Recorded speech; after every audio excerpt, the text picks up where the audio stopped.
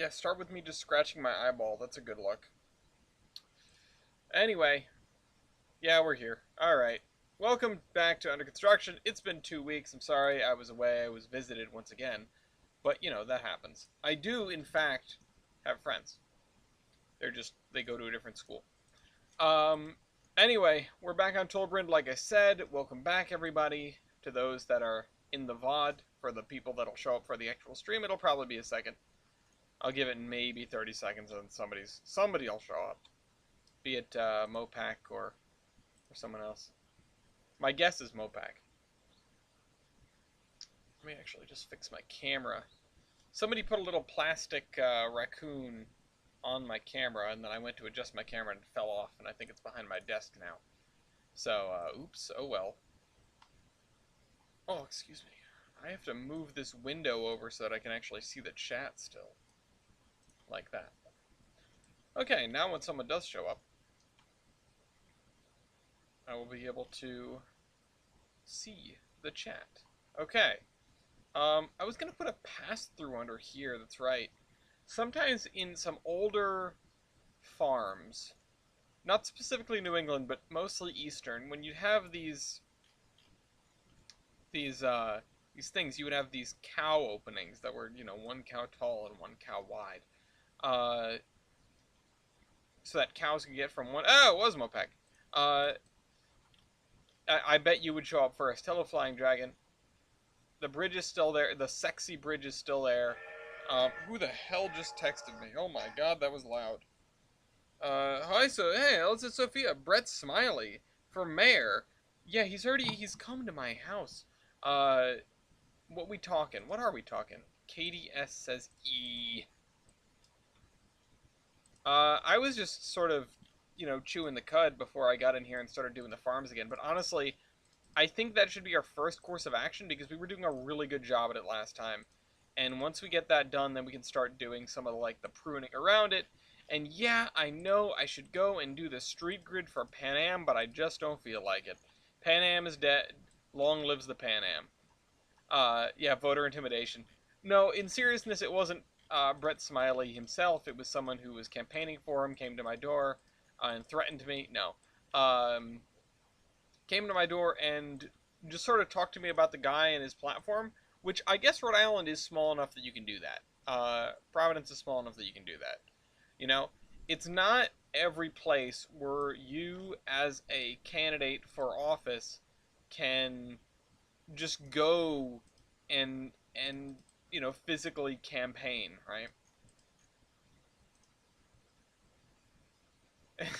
one cow tall, one cow wide. Yeah, no, that's true. Oh my god, somebody at my work used a tennis court as a measurement, and I was just like, damn, yeah, no, Americans, right? Using everything but the metric system, anything but the metric system. Also, I apologize, my nose is just so itchy all of a sudden. But yeah, I'm doing good. Okay, we're gonna use this for this farm because I like it. What are the odds that the first texture I grab is gonna be one that I actually want to use? Today's a good day, I guess. Who pinged me? Nobody. Never mind. So there we go. That's gonna be the edge of that field. And then, honestly, I guess the edge of this field is gonna be like here. This is an awkward one. Leaving for Michigan. Wait, why are you going to Michigan? Oh, you're doing the doodad, the camp, right? You're going to band camp. Not band camp. Engineering camp. Nerd camp. Just got done farming, so now I can watch you make some farms. Yeah. I need to get some farming equipment here. Mopac, I'd like to hire you to run my fake farms. Foamer camp. Okay, yeah, same. 6 of one, half dozen of the other. All Lafayette's in the cat bed. The cat, by the way, has figured out how to get into the box spring on our bed, and that's where he spends his days now. Inside the box spring It's ridiculous. I couldn't find him, and then I saw a face poking out from a hole in the underside of the box spring, and I was like, so there you are. I think I should fix that box spring at some point. I get to see the EL. Oh yeah, you do. If you see the shark noses, can you take a picture? Speaking of Dan, I had somebody make a comment on a video recently. Hey, I didn't know you were the guy behind the Iron Horseman Chronicles, which is kind of funny. It, I know nothing has like explicitly tied this channel and that channel together, aside from it being in the like description of the channels, but yeah, I am always surprised by the people who don't realize that, yeah, I'm the guy who did the writing and also voiced like 6 of the characters on the Iron Horseman Chronicles. Speaking of which, there's actually been some movement, not on like episode production, but I've been working on some short story stuff. And that'll come along sooner or later. Hopefully, I'll have the last short story done by like mid next month, and then there should actually be some content on that channel. It may genuinely be like the last content that goes on that channel. You know, that's not like, okay, here, have all the scripts. But it's gonna be something. I did. Let's see, can I name them all off the top of my head? Johnson, obviously. Oswald, obviously. Kurt. Kurt's hat is around here somewhere. Consuela, Williams. Who am I missing? Who am I missing? Because I know... Oh, Ivan, obviously.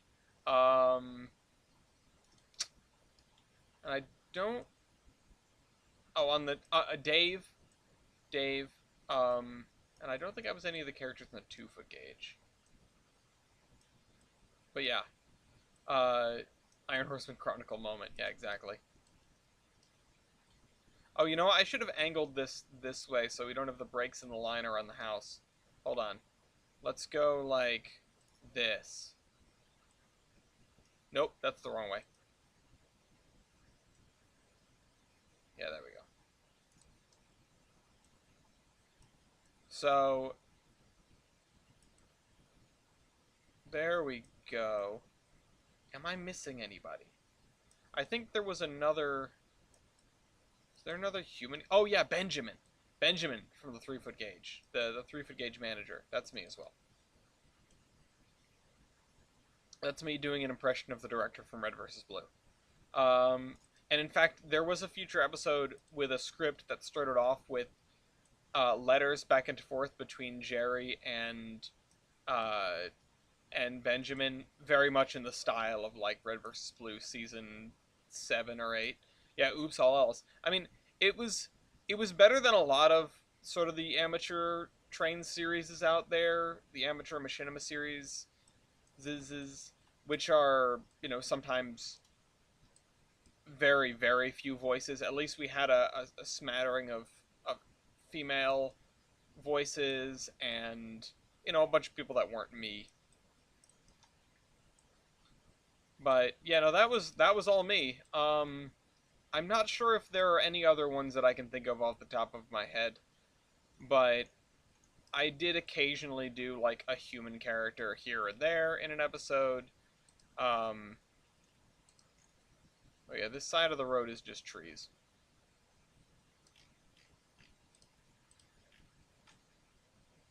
Yeah, we're gonna have to get these edges down. In fact, this area is sort of a big question mark to me.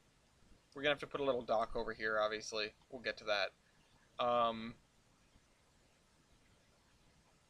But if we could work on doing some texturing, like, from here to, like, here? Or, I mean, let's get the farms done. I'm getting distracted already. Did I participate in the Trainz 2022 beta testing? Like the closed beta? No, I don't think so. I have this. You know, I have 2022 now, but No, that's not good. I don't remember. I don't think I was. Oh my god. Look at those massive rows. Turn that radius down. Oh, whoops. Sorry. Turn that scale down. Ah!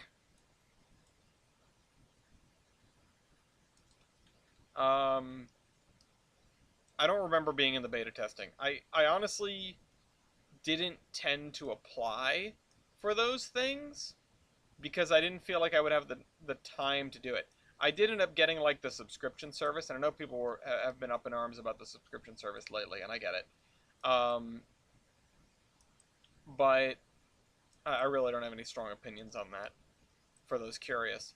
But I do pay the money to do multiplayer stuff, which I obviously don't ever do. So um, maybe a waste of money on my part, but you know I've spent money on things before. Don't look at my driveway. Don't look in my driveway. Um, okay. I don't know what kind of farm field that was. Let's see. What direction do I want these? Let's point them like, yeah, nailed it. First try. Although I think I want to upscale this slightly. Yeah, there we go. So yeah, I got to do some of the MPS stuff. Now, I haven't. I always have more ideas for videos and video series than time to make those videos. In fact, I've been tossing around the idea of doing the weekly timetables again, just to sort of update people on where we are. Um, but I try to espouse like, hey, if you have a question or anything, you can ask it to me on these streams or leave a comment. I don't think there were any comments on the last video. I can check.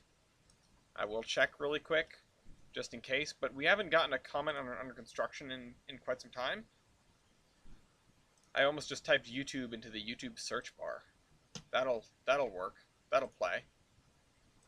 We're getting some good views off of these, though. I'd like to thank Heist for promoting my channel. Let me scroll down to the bottom of this. Yeah, okay, no comments, nothing crazy. That's good. I mean, it's not good that we don't get comments. I like comments, but it means that more people are just showing up for this. I think. I don't know what it means. I honestly have no idea what it means. It means that people aren't commenting, which you know, I'm not gonna hold against anybody. Uh, but yeah, point is, if you have questions, I have answers. You know, I'm not there. There's basically nothing on this channel that is secret. There is maybe one secret plan right now, and it's not going very quickly.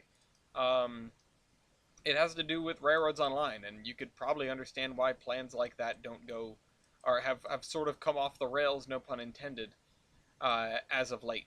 So I am not privy to discuss anything on that at this point in time because the ball is not in my court. So anyway, was once showing these in school in different time zones, and now I'm back. Um, well, welcome back. Anyway, so I'm glad you enjoy the streams. I like doing these streams too because, frankly, it's just so much easier, you know? Also, I put a dot here for a farmhouse, but there's no way there's a farm here.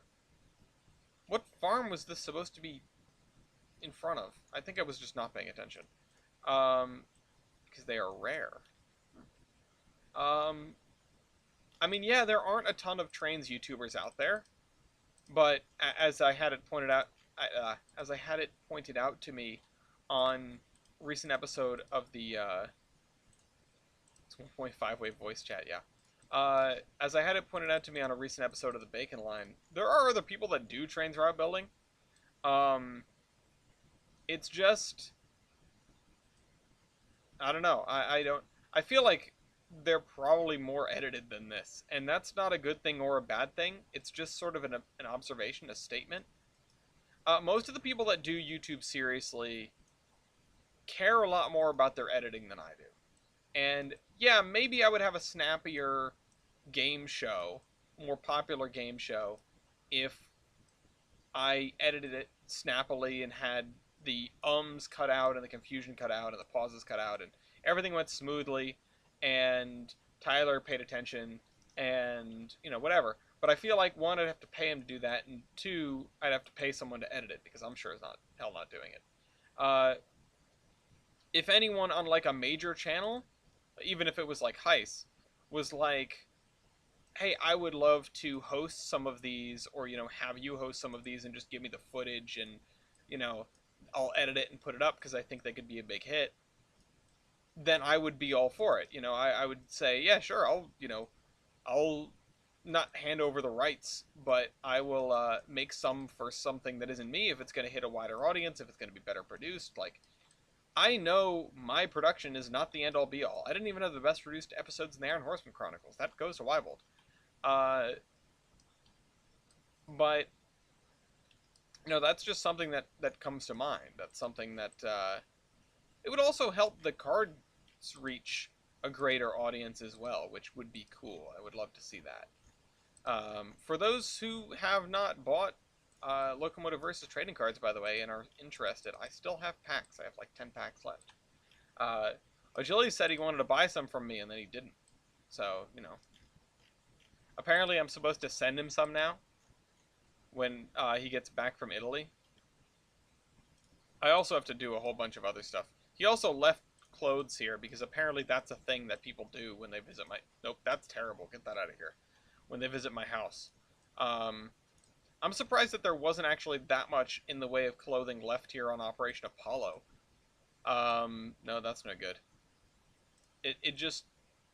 That's terrible. Wow. And that's really, really green.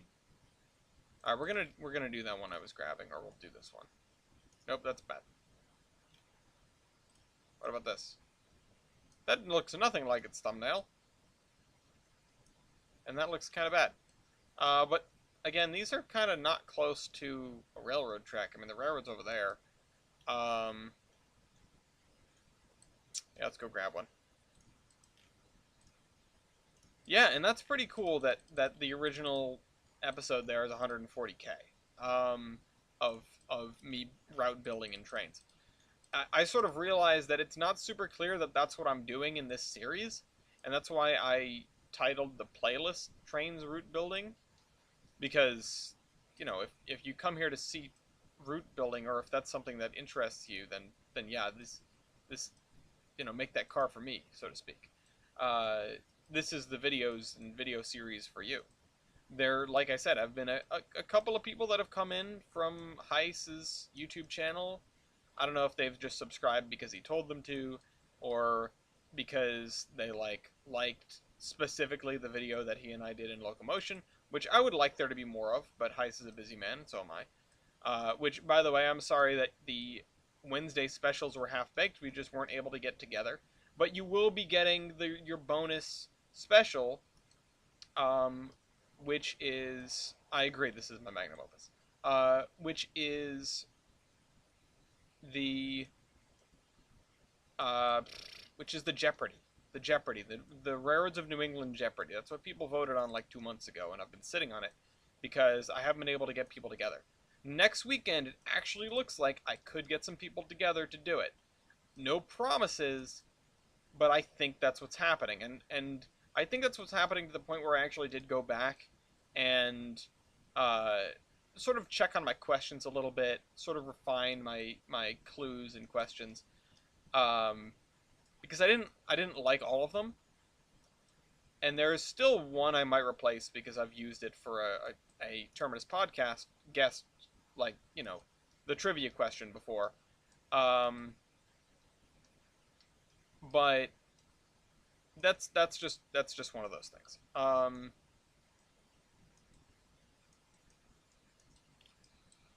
Okay. I feel like you could alternately consider like the trading cards, my magnum opus. I liked those a lot, and I can't wait to get back to doing them again, because we've still got the second batch that needs to happen, and the third batch is the People's Choice. So that's the people that that bought cards and bought that extra to get, to pick a locomotive to go into a future batch. That's what's got to happen. I haven't even looked at what those results are. I know I have like a year. So, yeah. And I did, I think, print them out. There's one person who's never given me their address, so I cannot send them their cards. It's kind of unfortunate. All right, there we go. And I like the cards and the game show and such as well. I think that that is probably my most refined thing. It's certainly the thing that's gone through the most iterations. Anyway, do I think my PC can handle the entire Tolbert map? No. No, absolutely not. I bet it's gonna explode by the time I get halfway done with this thing. But you know, that's my goal. Leonardo da Vinci didn't think he would actually, humans would be able to fly when he designed his helicopter, but you know, or maybe he did. I don't know. I'm not him. I can't tell you what he was thinking. But what I'm thinking is that he kind of figured that this was not a feasible thing that he could make happen, but it was something that may be able to happen in the future. And I think that about Tolbrand. With my current PC setup and with the way Trainz works, absolutely not. I will never finish this map. Like, not because I'll run out of time, because I'll just die. I'll keel over and die. At 90 years old with an unfinished Trainz route. No, what I think will happen is that, yeah, this map will just get way too big for my computer, and I just won't be able to use it anymore. And that's probably the most accurate thing that's going to happen. I mean, or it'll just corrupt itself. I haven't made a CDP backup in a while. I should probably do that when we get off here. But nope, that's snow. Look at that.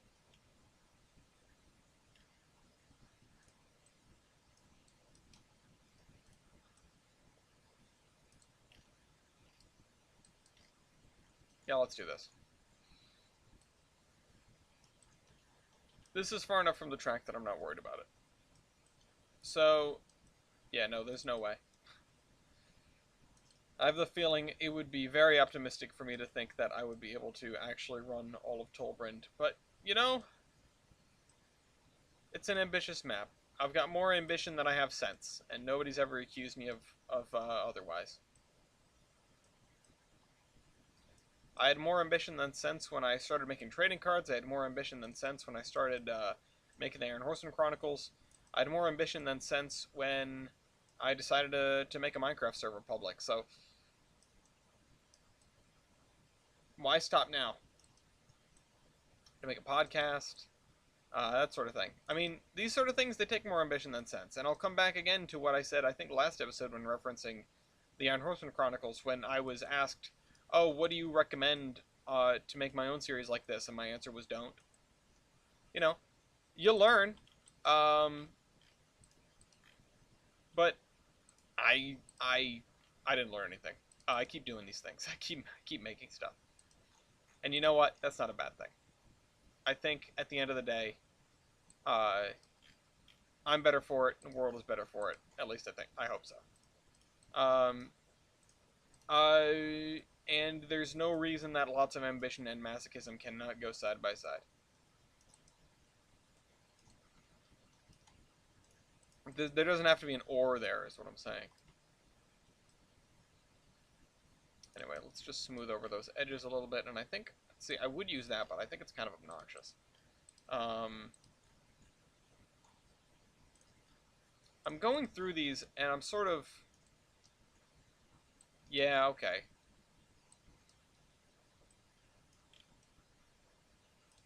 Yeah, it's not too bad. I actually, that scale is up really high. If I shrink it down, is it better? No. No, it's not. Okay. So, okay, oops.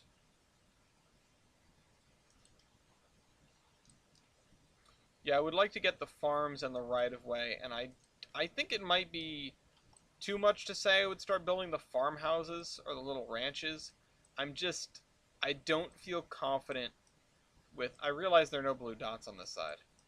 I don't feel confident with the assets we have to make that happen, but I don't know if I can get more. Um, I don't know if I can easily get more. or I can find more on the DLS. If there are more like farmhouses out there and you guys know about them and I don't, feel free to point me in their direction. But like I said, everything here has to be on the DLS. That was my original stated goal, because multiplayer, obviously multiplayer is different now, like very, very different, but I still would not be super surprised if keeping stuff to the DLS is sort of the way to go. And yeah, and with valiant people like Matt making me reskins, when we get back to the AI stuff, hopefully I'll be able to seed this route and put some AI on it, and yada yada yada. Like I said, the original purpose of this series, well, there was supposed to be another like complementary series called Enter the Track Mark. Again, with the I have more ideas than I have like time. Um, which would be about doing the AI and the industries and all sorts, all the operation stuff, the nitty gritty, the stuff that might not really work out in a 3 hour stream because you need more time than that to know if it works in the first place. But honestly, I really should just start throwing down cars in yards and start making trains that go places, because there's no time like the present. Um, and I don't know if you guys are interested in seeing that. We can go and start doing that in like the last hour of this, depending on how well things go, depending on how much we get done. Um, the thing is with the AI and the 24-hour stream of the trolleys was not, the last like now like in an hour and a half from now. The last stream with the trolleys, the 24-hour stream with the trolleys, like I don't really care if that was popular. I think people were popping in now and then to say hello to it. Oh crap, we've run out of farm fields that are marked. Oh wait, no we haven't. This is just a really big one.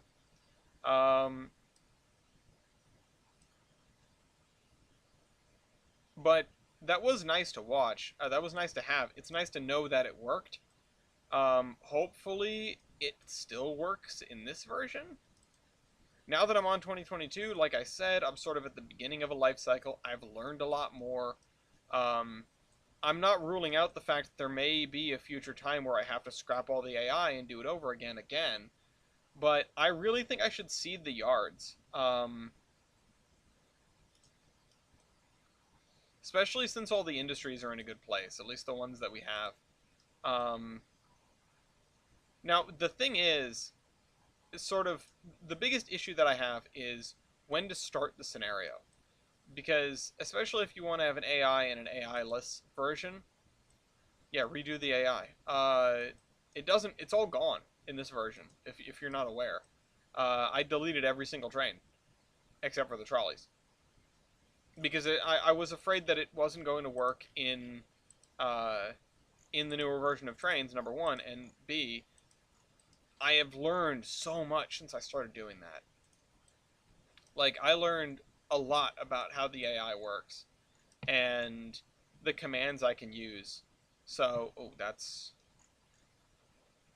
kind of trash. Don't like that. Uh, so I decided, yeah, no, I would absolutely have to do them over again. Basically, no matter what.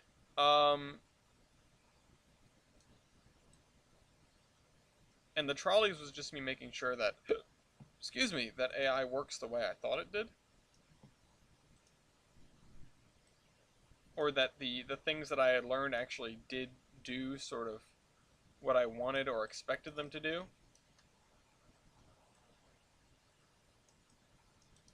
Man, these poor farmers, they can only build in like cardinal or semi-cardinal directions. They can only plow in those directions.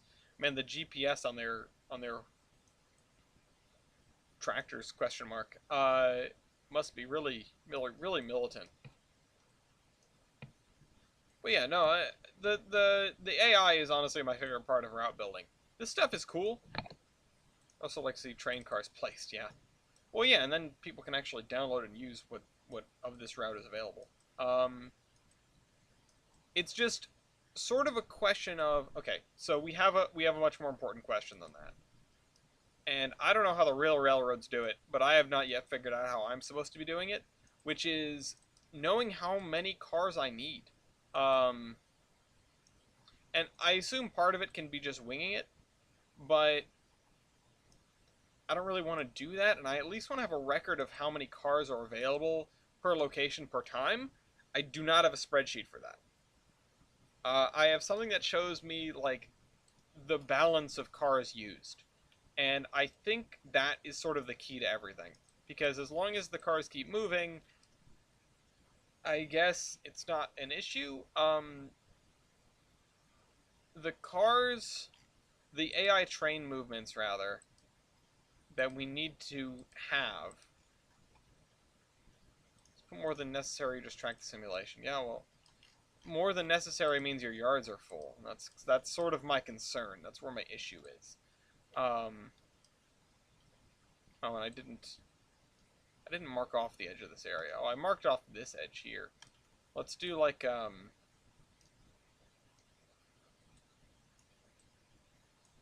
nope, let's turn that.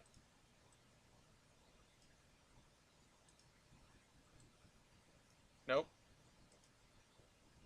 Or aren't they always full? You really hope so? Oh, I get what I'm doing wrong. Alright, and a little bit to the right. A little bit to the other way. Your other right. Okay, we'll use this.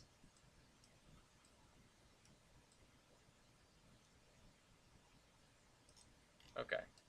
Free range granola bars out of here. You'd hope they aren't always full. Um, you need some room to maneuver. You need some room to bring trains in and whatever.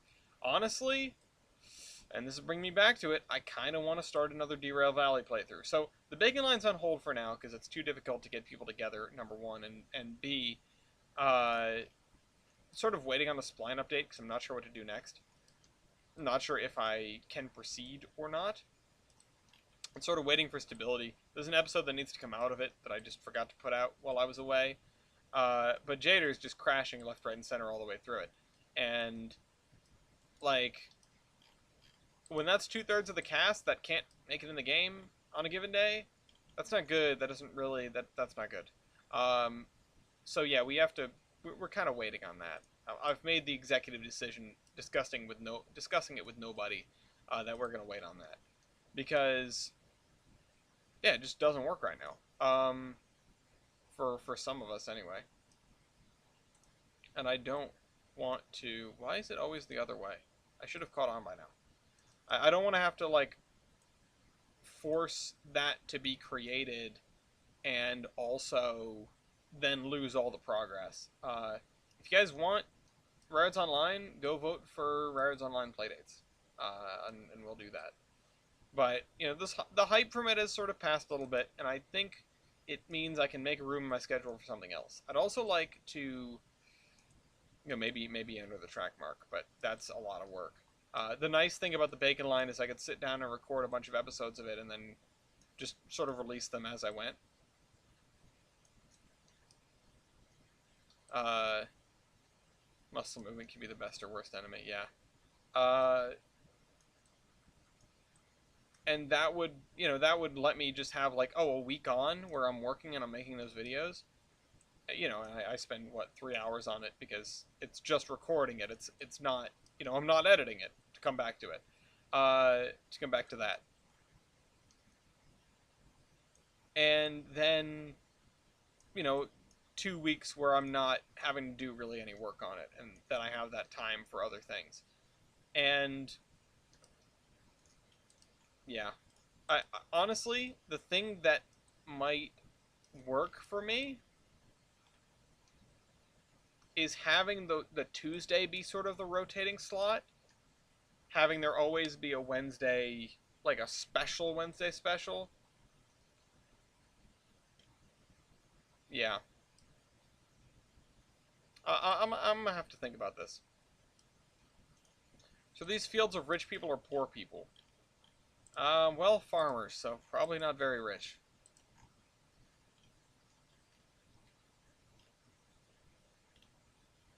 I need to put a dirt farm, actually. I need to put, like, Egon Spengler's house out here somewhere. That'd be kind of neat.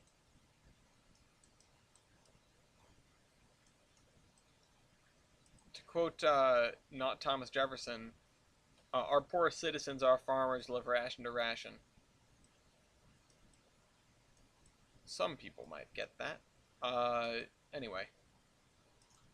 They seem very big for the 50s. They are actually pretty good size. But I mean, these are probably the plots that, knowing nothing about farming, these are probably plots that you can reasonably take care of, as a family. Not like on your own, but it's about family. And that's fine by me. And I did, like I said, I measured some plots out in Pennsylvania just so I could get sort of the right idea. And then I sort of ignored all that knowledge and started building these. But I don't think these are too bad. I would think they're average. They're not like a single person thing. But I have no idea what's average, honestly. Again, the plots in Pennsylvania are probably a thing to go by. I just didn't. Uh,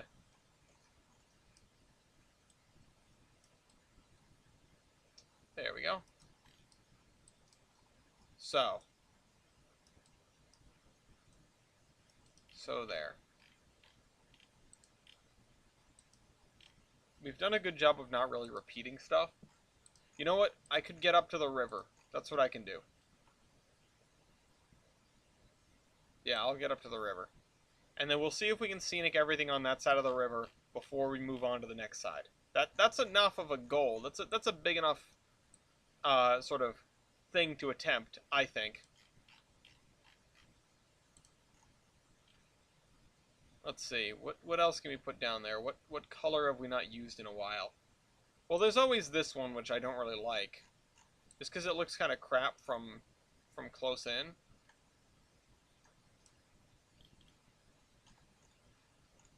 But honestly, the repetition is not too far off from reality, you know? Seamless farmland. Ooh, that was a yawn. Um,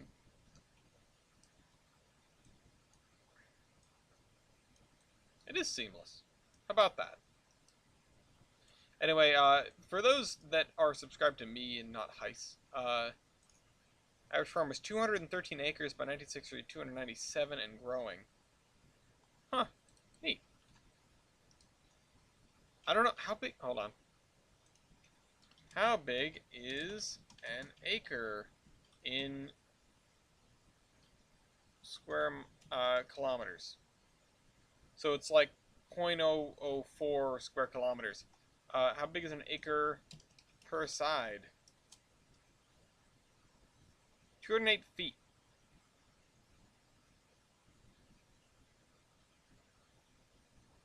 That's an acre.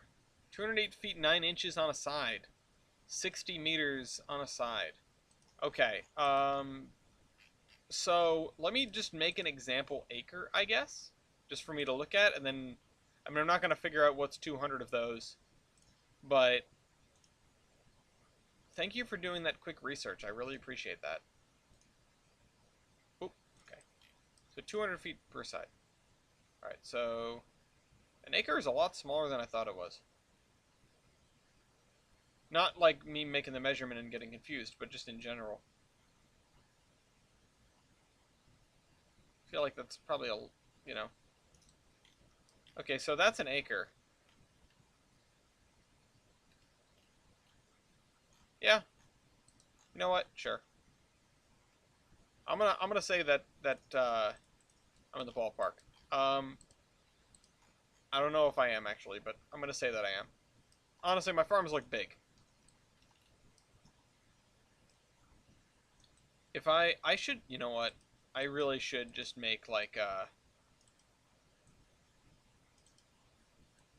somebody needs to do the math on a 200-acre plot that is square, what is that per side? And I'm sure that's not difficult math, but I cannot think through it right now. I cannot bring myself to think through it right now.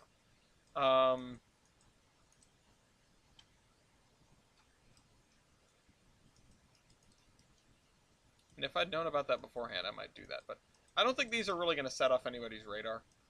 Maybe, maybe not. Maybe Mopac because he farms. But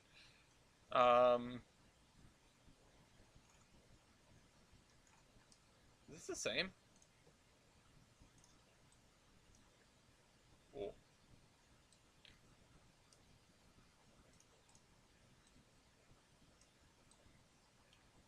Yes. These are just much larger. Interesting.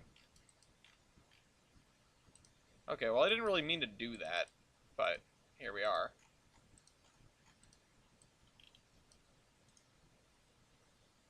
No, I want like a square. Hold on. You know what? So,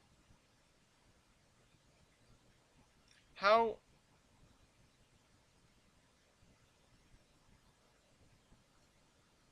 Something with a square... Hold on. Square of 200 square feet. 14.14. Okay, it's not really... Alright. So, square of 200 square feet times... So, 14.14 times 208 feet equals about about a half a mile per side. A little bit more than a half a mile per side. If I make a square.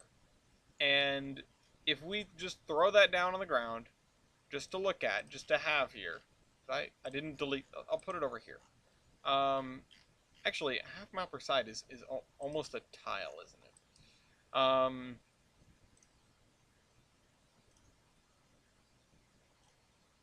I've screwed up again.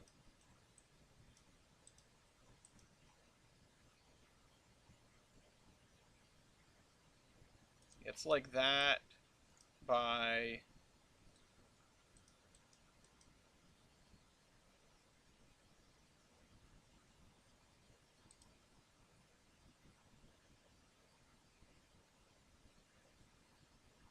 that. It is about a tile. So, yeah, these farms are not that bad, you know? These farms, some of these are kind of big. Like, obviously this one's gigantic. But whatever, that guy's the corn farmer. He makes a lot of money. Who cares? But a lot of these, yeah, some of them are a little big. Some of them are a little small. It seems about right. Rural. Pronouncing rural like RRL. Fields are a quarter to a half mile in length. Cool. What do you guys grow, out of curiosity?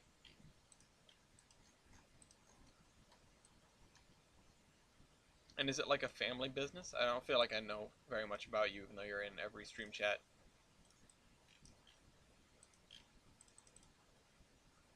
Okay, what am I gonna grab now?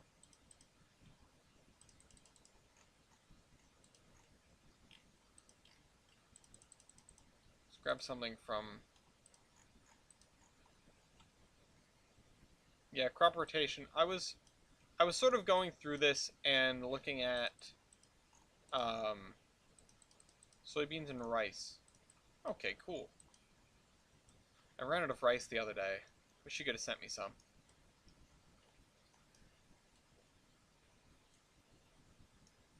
Okay, that's the wrong way. Let's try it like that. Do we want to go sideways with these? No. There we go.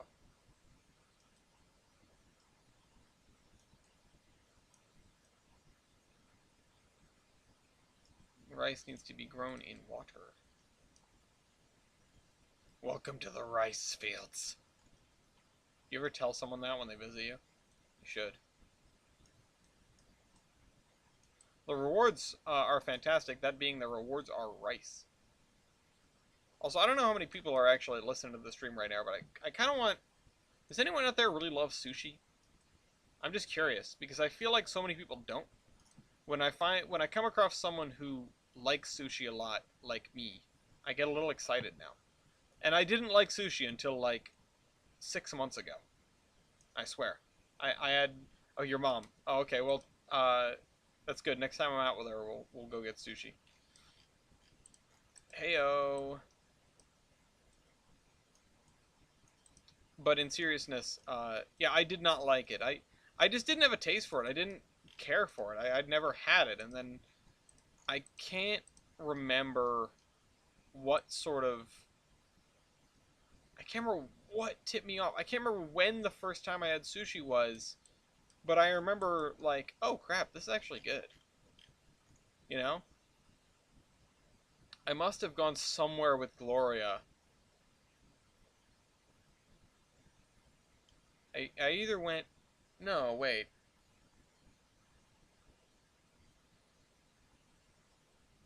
No, that's right. My first time having sushi was many years ago. Um, the I was at a cousin's birthday party, which was at like a sushi place, and yeah, we got we got sushi as you do at a sushi place, and I was like, okay, this isn't bad, but I didn't have it after that for quite some time. Oh, cool. You love to see family businesses. Anyway, and then I got the opportunity to have sushi again with Gloria, and I sort of, grabbed it. I was just like, yeah, sushi. Well, I can try that again. And then I realized I really liked it. It's really good. I like spicy crab. It's the only time I'll eat crab. I mean, most of my opinion on eating crab is formulated from Jim Gaffigan's seafood bit, but you know, crab. Okay, there we go. Crab and sushi, tasty, spicy crab. It's also where a lot of my rice intake comes from. Just a little bit though. I mean, a lot of it, but it's not a lot of rice. Someone's either lighting on fireworks or getting in a gunfight. Who's to say? It's Providence. So fill that in.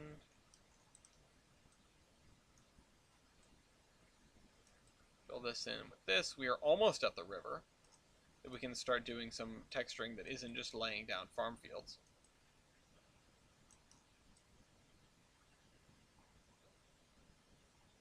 Hopefully it will end up looking real good when we're done with it.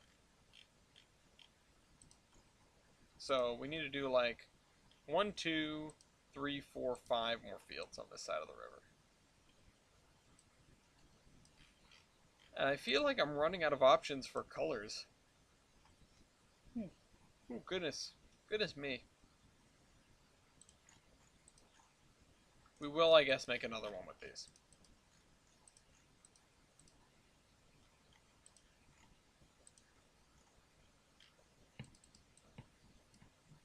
And we'll put it back here. Because I don't really want to see it that up close.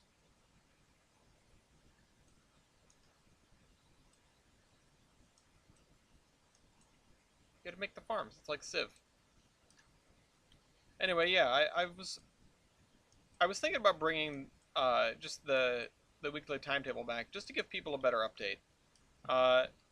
3D textures for crops. I might actually have those turned off. I might be using. I think I am using some 3D textures, but I've thought about using like the ground scatter, which would be neat. Definitely on the brain. But you can only have so many of those. And I'm just not sure if I want to go with bothering to set them up for all these fields. Unless I'm just going to use the same one for every field and just sort of call it good. If I do that, it's going to be something that I come back to later.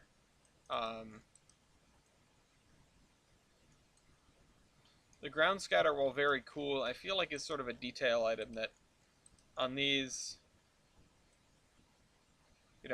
I'm just not sure if it's worth it. Yes, crop rotations. That's why some of these are just brown.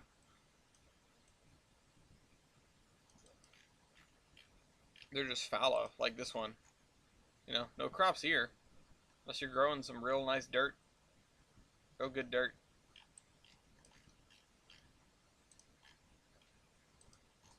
I at one time would always refer to fields of solar panels as solar panel farms. Just like that's where they grow the solar panels. I know they're they are in fact called solar farms, but that's not, anyway, that's not the joke. So the 50.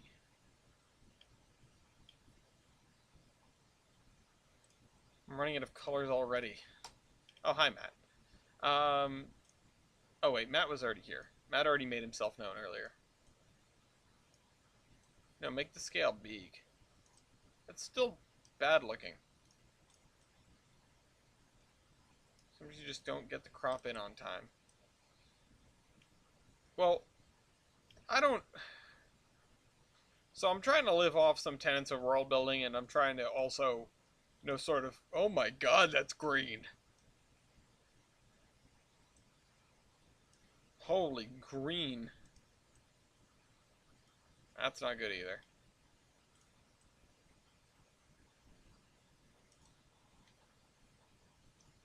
Yeah, we'll do this.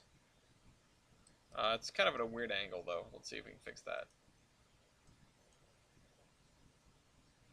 Every time.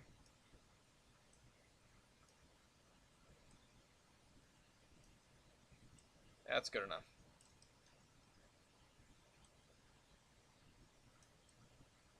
Yeah.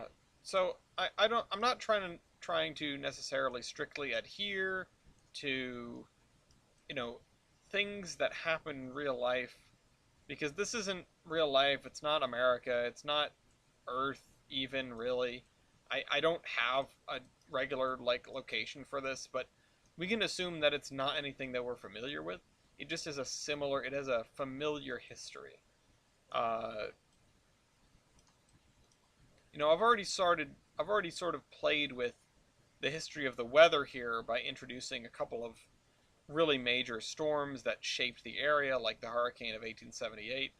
Um, alternate history and alternate world, I guess.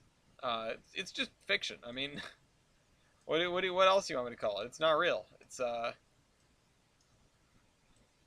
historical fiction. It's just fiction. We're an Anglo-Saxon country. Yeah. What were you doing? The dog's acting sus. There's a child screaming outside. Are we in America? There is no America. Oh, and he's barking. He's barfing. Barf. Let's see.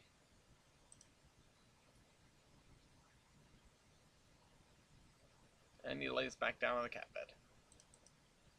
This dog, man. There is no America. Nope. There's no America. There's no Canada. There's no England. There's no nothing. There's nothing. Big fat nothing. I don't have a name for this country. I don't have a name for any country, really. I just I'm building out names as I need them, I guess. Um, in fact, I have taken to referring to, the native whatevers as just the natives, and I've taken to referring to like the colonizers as just the colonizers. Like it's all very generic, and it's generic on purpose because it doesn't need to be non-generic.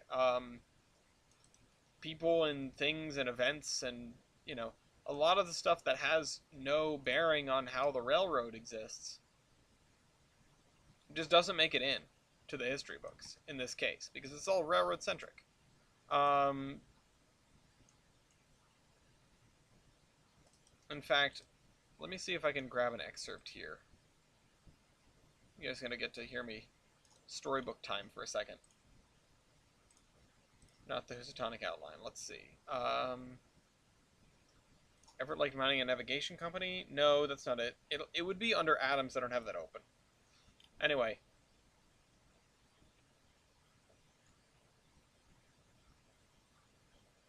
Yeah, that's not helpful. Olive Town. Olive, this is still missing some sections. Transportation industry and trivia. I've just never finished it. But reading the site would become Olive, initially found purpose due to the post road along the edge of the Chilburn Peninsula, sometimes called the Coast Road by locals. Instead of crossing the Fonotero River, users of the road would board a ferry bound for Mason's Landing, placed approximately 15 miles to the west. This bypassed both the river and a large swamp that is present between the two locations. So, yeah, there's nothing in this about that backstory really. Like I said, a lot of that's in the Adams area, because railroad exists because railroad good, yeah. Because obviously Adams is not. Let me go to Adams. This is not a railroad town. I mean, it helps that the railroad's here, but it's actually down there and not up here. Here's Adams. Here's the depot of Adams. And I never finished this area, huh? This area needs grass. Huh. Anyway. Put that in the to-do list for someday, I guess. But a lot of it was built around this lake, which was called like the Heaving Lake or the Breathing Lake. Alright, fine, I'll finish it now. Honestly, it shouldn't have this sort of ground cover because it's like this. I should probably have closer to...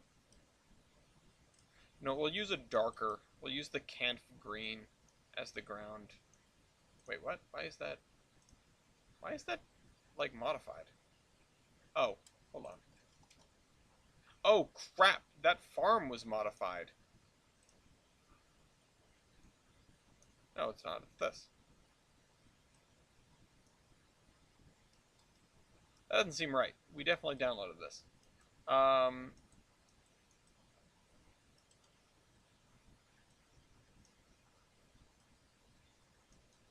Anyway. Well, we'll cross that bridge when we come to it, I guess. Hold on. Now I need to know what the heck's going on here. Manage content. Oh, it's third party is the thing. I think I still had it because of download station stuff.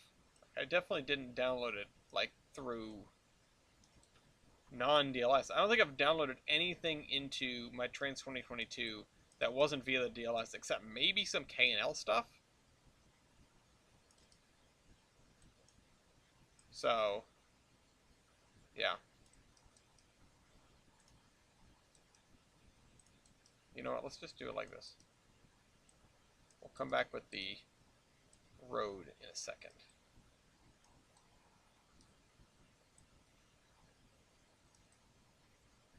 This is the way we do things around here.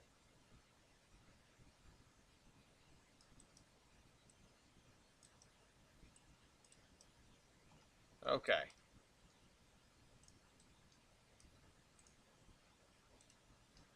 Yeah, no, I have been making some, like, mock Wikipedia article-esque things for quite some time, but that's all the lore I really have. Everything's gonna have to come from that. And I've started to try and... No, again, it is mimicry of North America. Imitation's the sincerest form of flattery, but my point is that it's based off of all that. It's based off of a relatively untouched country which has a native population that is not industrial, and then they are colonized by an industrial power, and things sort of go from there. And like that part of it isn't important but it's just sort of the world that this is set in, and it doesn't really have much bearing on the world, but it does insofar as, well, the the land is relatively young. The towns are relatively young. You're not It's not a European style uh, railroad where you are building places where people have already built permanent settlements. You are building areas where largely the only settlements before have been from peoples that are relatively transient and do not build out of permanent materials and are not industrialized and are not, you know, polluting, etc. It's you know, it's a different sort of world. Yeah, and natives not unlike North American natives, not unlike the first peoples of Canada or the Native American or American Indian tribes. Uh, you know, just those sorts of things. But that's they may as well not exist. I use their existence to explain some names, and some of the characters in various articles have lineages that tie back to like native ancestry. So it's, you know, it's more or less the same stuff. I'm just taking a page out of a history book and using it. I'm not familiar with the Magyars, but I'm familiar with some of the local tribes to here, like the oh, Hungary, Hungary. I'm very not familiar with that. You know, look how the different ground cover underneath makes this grass look much more lush. It makes it appear thicker, even though it's the exact same grass line. That is how your your ground texture can influence the perception of what's above the ground. So there, we now have this done. Hope you're happy. Hope you enjoyed that little aside. Um, in fact, I'm actually going to add more up here. And this area was before I started doing the shrubberies. It's possible someday I'm going to come back and redo these with shrubberies. Oh, my neck. Actually, let's pull up another excerpt here. From the Mason Valley Railroad. The Mason Valley Railroad, also known as the Valley Line, was a 7-mile-long, 3-foot gauge short line connecting the towns of Mason Valley, West Oak Cliff, and Mason's Landing. If you don't know where that is, just by me saying it out loud, that is over here. Between here, Mason's Valley, here, Mason's Landing. So, this involves a man by the name of Samuel Tellil, who was the first person to bring a railroad, or a plan for a railroad, to the town of Mason Valley. He brought his plan for a railroad along the Scioto River to the town council in May of 1836, but it was turned down. It was believed that the two largest shipping companies on the river, Tollbrin Lines and Wakefield Shipping, which is a subsidiary of Mercer Shipping, which is a major player in another one of these stories, influenced the decision. Later that year, Tellil would sell his mill and move to Geiger City, starting the Geiger Mountains Railroad as a small coal mining operation. Now, that is a name that should be familiar to everybody. Tellil, of native descent, was a well-respected individual in Mason Valley, and word quickly spread of his success. Despite the generally positive attitude towards the barge companies, public support swung towards a railroad, and by mid-1839 it was almost overwhelming. So, the only, he gets a mention of that, and then there's a former mill worker, Oliver Algonquin, who's also of native descent, and they end up working together, if I recall. Yeah, Oliver Algonquin traveled to nearby Geiger City in order to request the existence of Samuel Tellil, and the man accepted on one condition: that control of the Valley Line would be given to the Geiger Mountains Road if they should ever reach the Scioto Valley. So, that's that.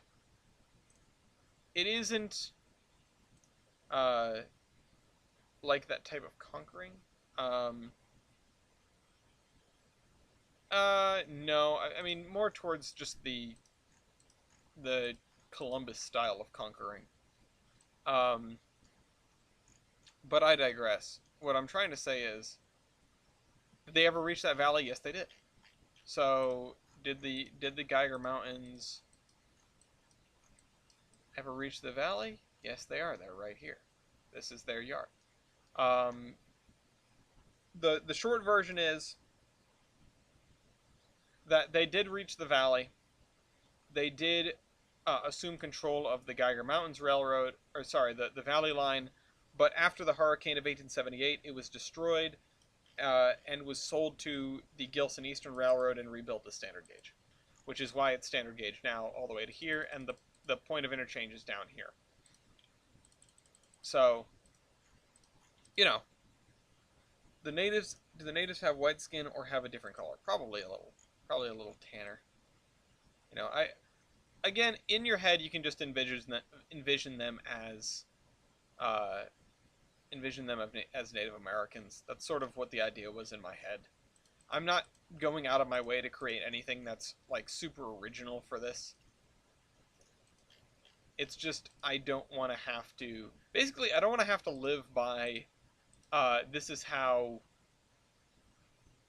it worked in real life, so therefore I have to do it. Uh, therefore, I have to do it blah, blah, blah, that way. You know what I mean? Sorry, I just had a hiccup there, and I'll come back to your question in a second. Uh, Point is, the only reason I'm diverging from reality so much and yet sticking by it is because it's the aesthetic I want, or it produces the aesthetic I want to do an Americana 1950s style, but I don't want to have to be American. I don't want to have to worry about the other railroads in the United States or U.S. politics or anything like that. I want to be able to make it from scratch and have the world go the way I want it to go. However, it's fine if it's very similar to the U.S. Call me uncreative all you want. It just makes life easier for me. I'm here to build a railroad, not make a world, really. Even though world building is a unique and entertaining part, and I'm gonna turn these like 75 degrees. Too far. Wrong way. Always, always, always the wrong way. Yeah, I want them to be parallel this way.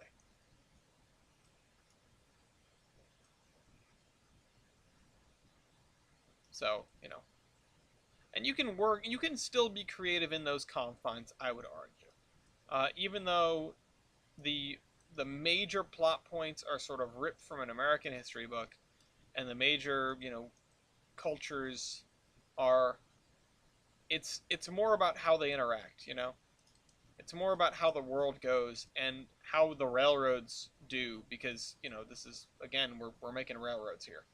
um, Now a lot of the time I would call out myself for being derivative to the real world, but I just don't think it's that big of a deal right now. And plus, the major conflicts and what they entail will probably never show up in this. Just assume it's Americana. There was a big war. There was a you know, the the white man came to this land, and you know yada yada, dealings with natives, wars with natives, took it for themselves, began to industrialize it, uh, and there were wars, and there was a rebellion from a greater power, and then there were wars, and yada yada yada. I mean, again, same sort of book. However, Hurricane of 1878. So I think the easiest way to read about this is on the olive page. So, small shipyards built inside of okay. 1800s to 1900s. At the beginning of the turn of the century, the logging operations had expanded to the point where a town had begun to grow. A.K. Smith, a politician from the neighboring city of Jefferson, began campaigning for the founding of an official governmental entity on the site. This was resisted by locals, including Nathaniel Olive, who was the original founder of the town, sort of, or the founder of the ferry that operated out of there. But when he passed away in 1810 and the fortune was turned over to his eldest son John, the young man jumped on the opportunity. The first capital was built on Evans Island in 1812. Evans Island is over here. Evans Island is the long one with the lighthouse on it. You may notice there is no Capitol building here.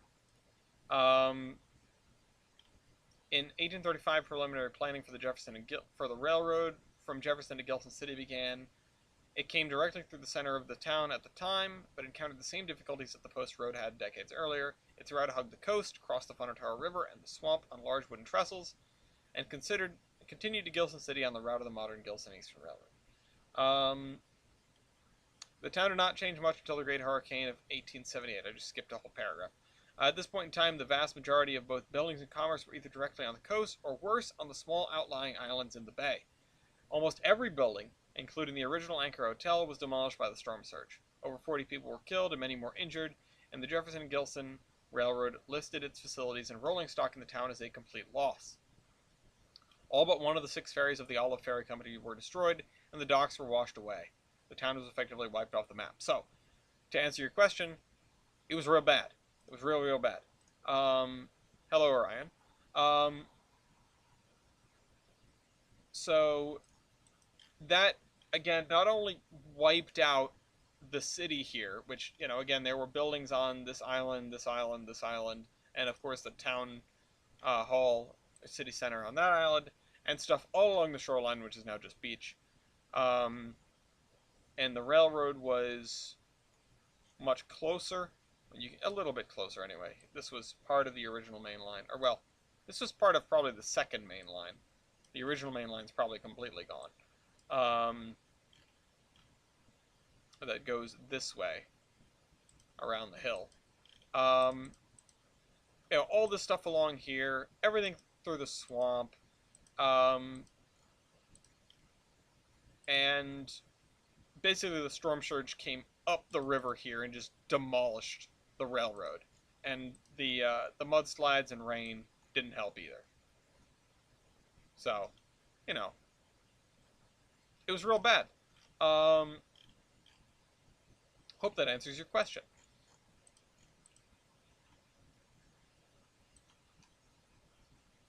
I like this area. I'm gonna have to spend more time in this area.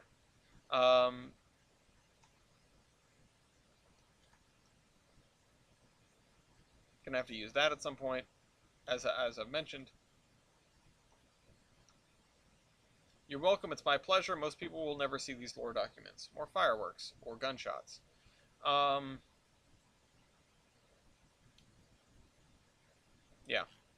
Alright, so we have the farms, we have the fields. What to do next? We should probably just pick an end and start working from there. Bye, Lafayette. Oh, he just laid down in the hallway. But honestly, I think maybe I should just try to fill in some of these gaps along the edges here.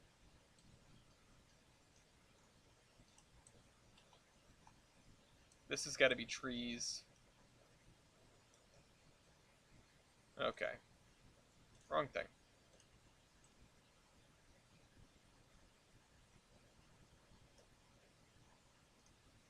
Don't paste height, don't paste splines.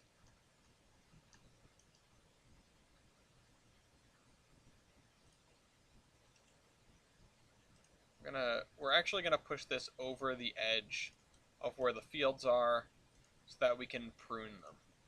The other thing is we need to draw. Yeah, sounds like Katrina is right. It sounds like really any bad hurricane, if I'm gonna be honest. My inspiration was the hurricane of 1938, which was a New England one that hit New England. Was devastating, obviously. Honestly, changed the game for New England, in part because it killed all of the new growth white pine that had filled in also this matters here on Tolbrand as well, that had filled in the areas that had been forested when settlers arrived, and subsequently deforested. In real life, you can thank the hurricane of 1938 for giving New England its vibrant fall foliage, uh, because of the same reason. The the forests of New England were very old growth when European settlers first arrived, and they chopped down a lot of trees, as you do, because they didn't have a lot of forests back in Europe. Now they made a lot of wooden buildings, stuff like that, wooden ships. The old timbers were honestly kind of a boon for the budding America in terms of navy, but in terms of all sorts of other things. And that cleared out all these old growth forests and left us with, well, empty areas that were then quickly filled in by fast growing white pine. And that's all good and dandy, except white pine is not a very sturdy building material compared to, say, something like oak or maple.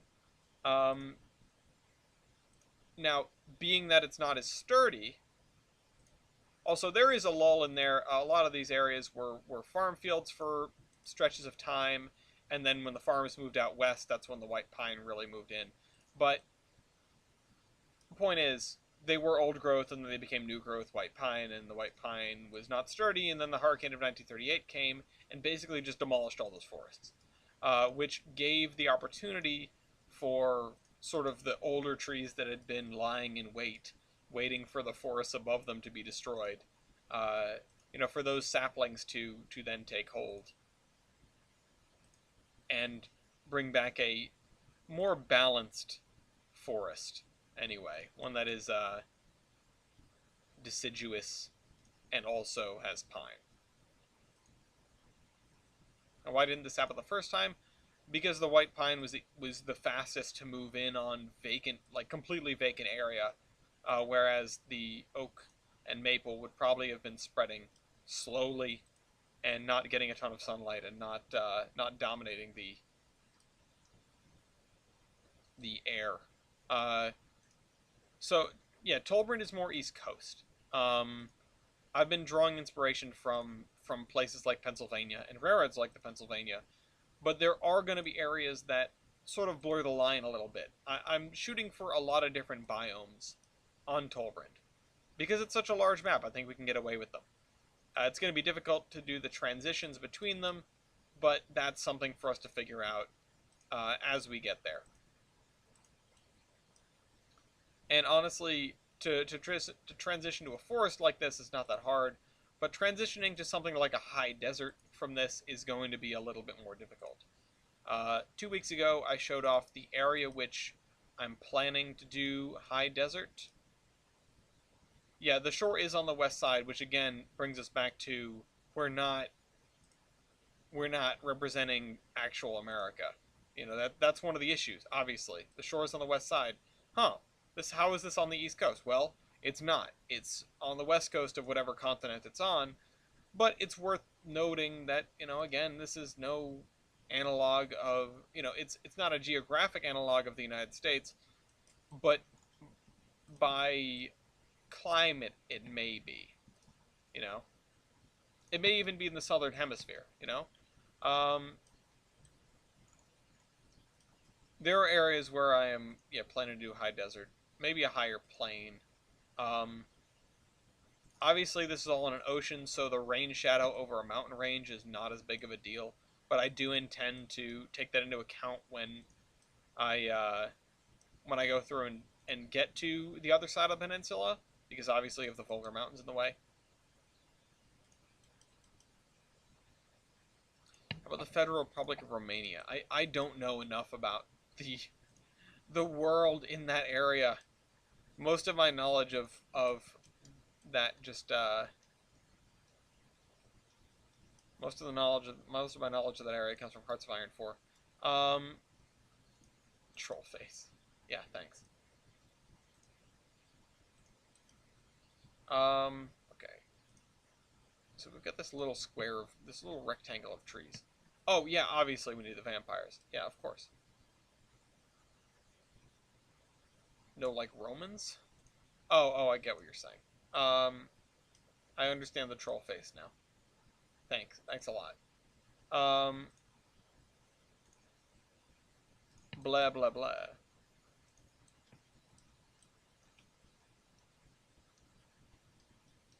So we need to keep out of the like riverbed area, and we're gonna have to place some trees by hand.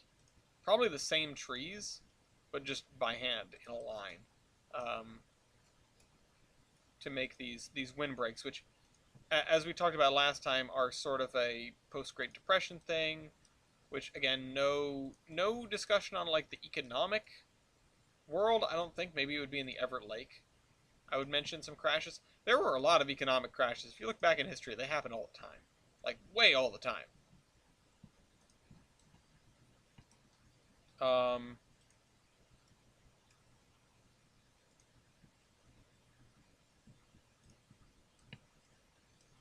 East Coast, maybe ancient Vikings, Swedish pagans. Um,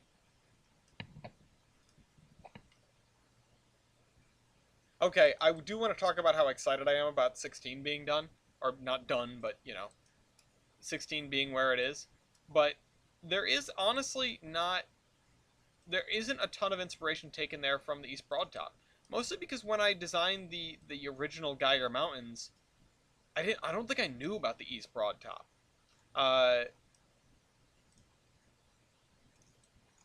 so oh, that's the wrong thing. It was many years ago, and I'd probably heard about them. They certainly weren't the they certainly weren't what they are today. Oh shucks.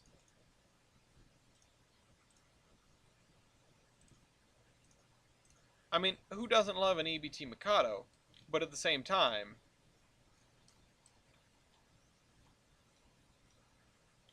uh, well, okay, I do think we use the EBT Mikado, the EBT somethings in something. If Matt is still here, what was the Long John? What was that made of? I think there was something East Broadtop in that. It was their express. It was the GMR's express, like power, and it was, I think, an EBT Mikado was the engine on there. Because it had some relatively tall drivers compared to the other Mikados.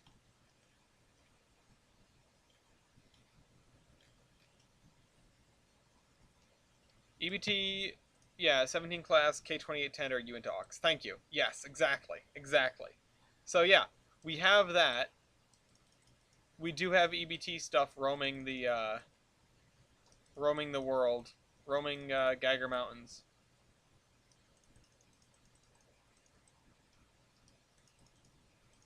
You gotta love it. I mean, honestly, I would. I can't wait to be doing AI stuff again. I can't wait to work on the 3-foot gauge. But honestly, I don't know if I'm gonna touch that until after Gilson City, which is a long time from now. Yeah, well, I used his engine, but that doesn't mean I knew about the EBT. Um,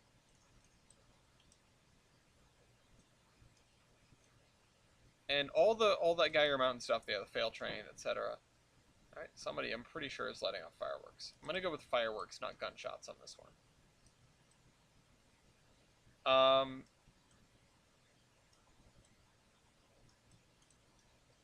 so yeah, kind of wish I had known about it, but I didn't know about it. It really wasn't that active when I was alive, so I don't think I cared about it. Maybe I had like an America's Historic Steam Railroads tape on it or something. Uh, The failed train is, man, that's some old memes. That was my first attempt at doing full-on AI, and I just figured, oh, I'm gonna build the route to cater to the AI, and that led to me building all sorts of weird industry setups. It's like stuff you'd see on railroads online. Why is everything a loop? Because it can be. Seriously, go look at Bursington. That was a weird place. Also, never did like scenery for any of that. Geiger City, there was no city, and there probably never was going to be. I feel like too much of that I just didn't know what I was gonna do, so I just didn't do anything, which is why it never got scenery. I did not. I mean, I didn't know about copy pasting, and I didn't know about a lot of the terrain tools I have now, but I just didn't know anything. Uh, and I've learned a lot since then, and I've learned a lot since um, loops work better in OpenTTD. Yeah. Oh, and I didn't do the grass. We're gonna have to go through and do the grass along these edges. Shucks. Um, why is everything loops? Because the AI hates it less, and it hates me less, and in turn, then I hate it less. Um, all right, so we got one field edge done. Let's start from this end. Oh, this end is not field edge. This is though. Man, my head's so itchy. Okay, so here's the other thing. I would love if the engines that I put down could all be Tolbrand. Now, they're not going to be, because we don't have them in Tolbrand engines yet. But you guys, particularly Matt, again, can correct me if there's something that I'm putting down that there is a Tolbrand equivalent of it.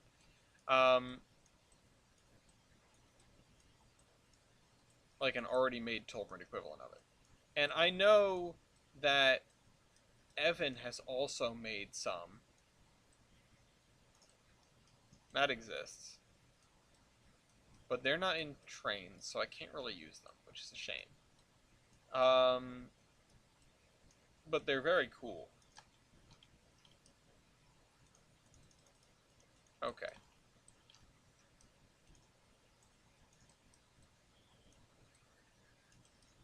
Whoever's doing the fireworks, I think, is close because I can hear children yelling. What's the vid? Logging industry at the top of the hill. It was just a run around track with a very sharp reverse loop at the end. That was it. Yeah. Oh, okay, we've got an 060. That's good. You'll love to see it.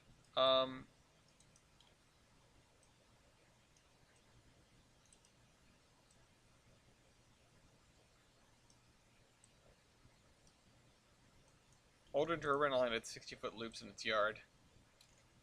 Well, interurbans can get away with stuff. The sharpest curve in the world, quote unquote, was on a Providence interurban. So, it was on a Rhode Island interurban. So, you know what? It's going to be like it is. Just get the skin of the train, remove the logo, you copy paste the logo of the company and Tolbrand. Yeah, but I don't do that. That's what I have Matt for. I already don't have enough time in my life. That's what the Great Tolbrand Reskin Project is about. If you'd like to donate your time and resources to the Great Tolbrand Reskin Project, talk to Matt. He's in charge of this thing.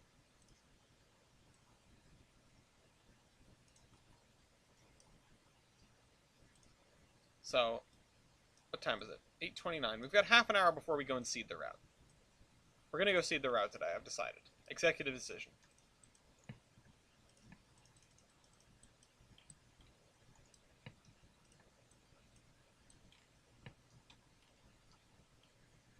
Okay. I know, I am too fancy for that. No, you're right. No, it's totally an ego thing.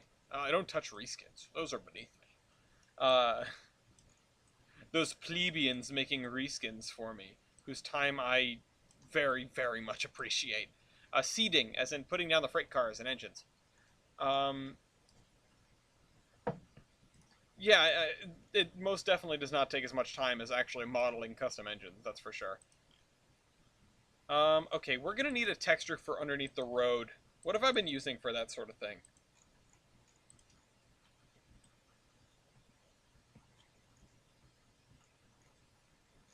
This. This dirt. This is good enough.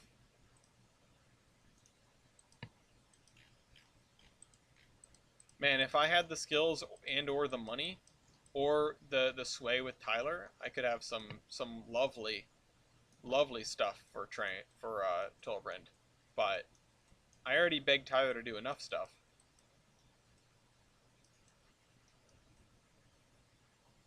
I already hurt his sanity enough. I just want him to finish the 2-foot stuff. How to get 2-foot into Tolbrand to make Tyler make more 2-foot. I am not opposed to like a 2-foot gauge industrial railway or logging railway or something. It's just not going to be big. It's not going to be significant. It'll be there. It'll exist. Maybe I'll just make Edaville. Screw it. We're making Edaville. Just kidding.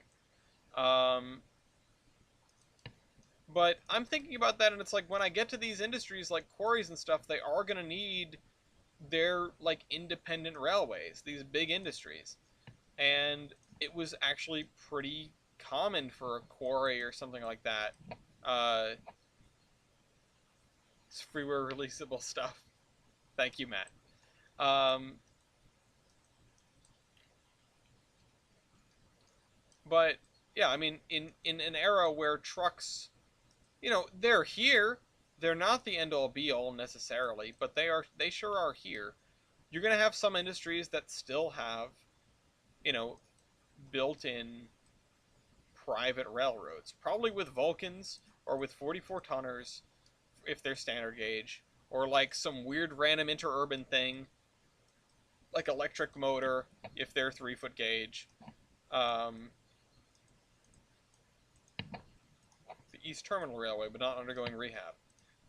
Oh, I should make a a Bronx terminal just to make Tyler mad. Just to make Tyler upset.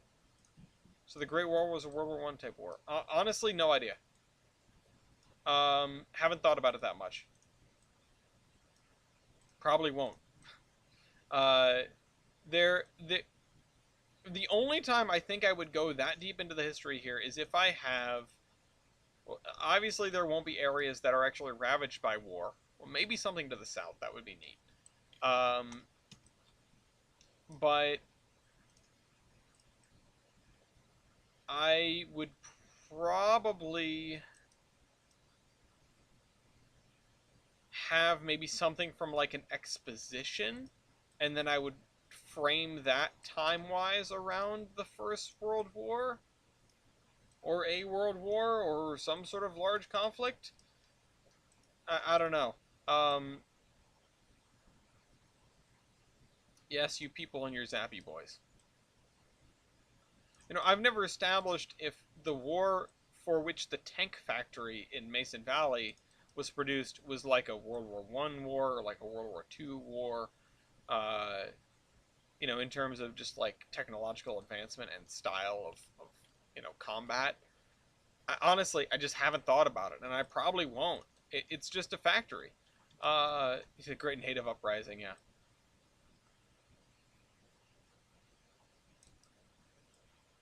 But yeah, I mean that part I have not dug into, and again, probably won't. I don't really intend to go nuts with the lore on this like I have done some other things.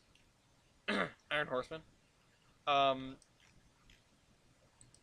but it would be nice. Oh man, I wanted to take a shower before this video, and then I decided it was take a shower or eat, and I decided eating was the better way to go. Inconspicuous tank factory. Yeah, no, don't mind it. Tank factory, comma, minding its own business.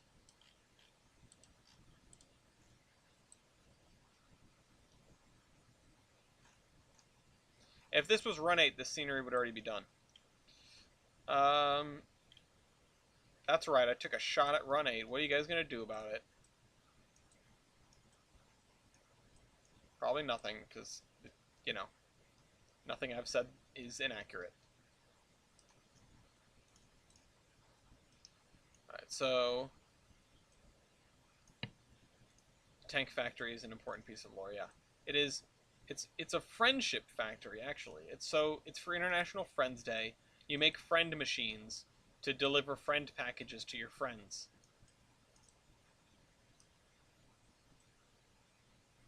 Does Run8 have a world editor? I don't think so. Not one that's publicly available, to my knowledge. I feel like Run8 is too damn complicated for that.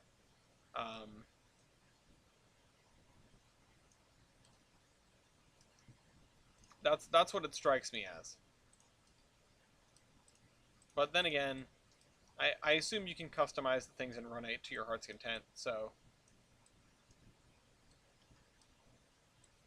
And they get so happy that they sleep forever, exactly. Totally not the Grim Reaper.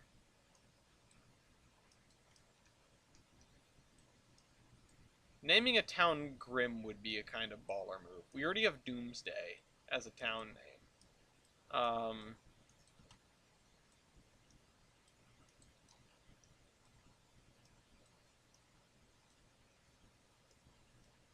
There we go.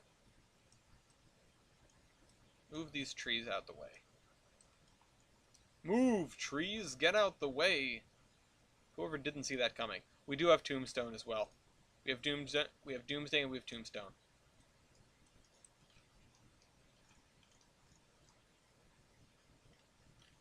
Yeah, not the most cheerful of town names on this map, necessarily.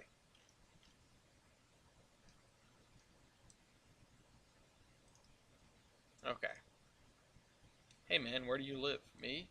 Wouldn't you like to know? Oh, Doomsday. What? Technically, I don't know if Doomsday is a town. We'll never be building it, so it's never gonna matter. But I think it's just a place. It's the place where the Everett Lake had its massive landslide. A town called Batcave. Nice. I am. It's unfortunate that I do not have too many people that I can embarrass anymore with the name of like Intercourse and Blue Ball. Like the only times I get to talk about those towns are if I'm talking about the gloriousness known as the oh god, why is the name escaping me? The Smorgasbord, the Shady Maple Smorgasbord. There we go. Um, Intercourse. Not inter. Uh, as in the act. But I was telling someone about it, and I did have to I decided that I had to name drop the fact that it was next to Intercourse, and Blue Ball, Pennsylvania. So, it'd be like that. Um, but there are not many people that I can say that to with a straight face anymore, just because I've told them all already. Um, yeah, I would die to go back there, and in fact, if I went back there, I might die. So maybe I shouldn't.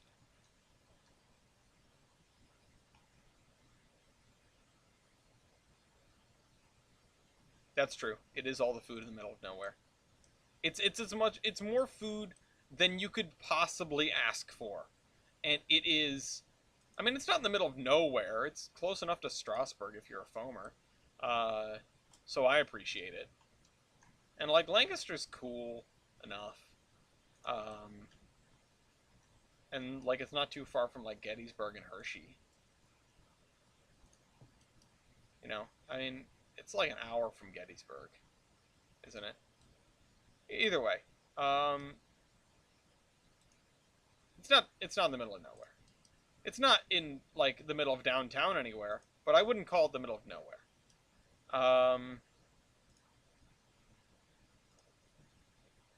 Honestly, they should just build tracks to it and have the Strasbourg Railroad go straight to. Ouch, my dignity. You don't. You don't live in Lancaster. You live in a place with a cooler name than Lancaster. You live in Les Tits. And I think it goes without saying, that's the tits. Sorry to dox Matt, but someone's gonna go find him. Matt, they're coming for you. They're coming for you and your reskins. Have a service named the Buffet Train. Absolutely. Cool, now we've got to build the Shady Maple Smorgasbord on this route somewhere. I wonder if someone's made it for the game. Hold on, let me go into the DLS for a second. Download station. Go to... Download station. Go to Shady... Let me type in Shady. No, Shady Grove Station. Oh, that's really cute, though. I'm downloading that.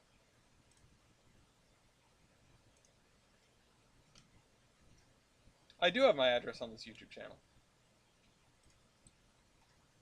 Come find me. It's in a video somewhere.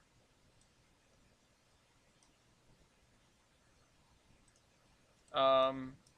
I'm gonna continue with this here because I just want to finish this shoreline, I guess. Can't believe it's only been 10 minutes since I last checked the time. Can't believe my scalp is so itchy.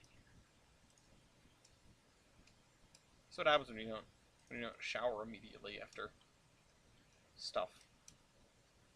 You don't shower when you don't live in the shower. 300 videos. Yeah. There's more than 300 videos. There's like 300 locomotion videos alone.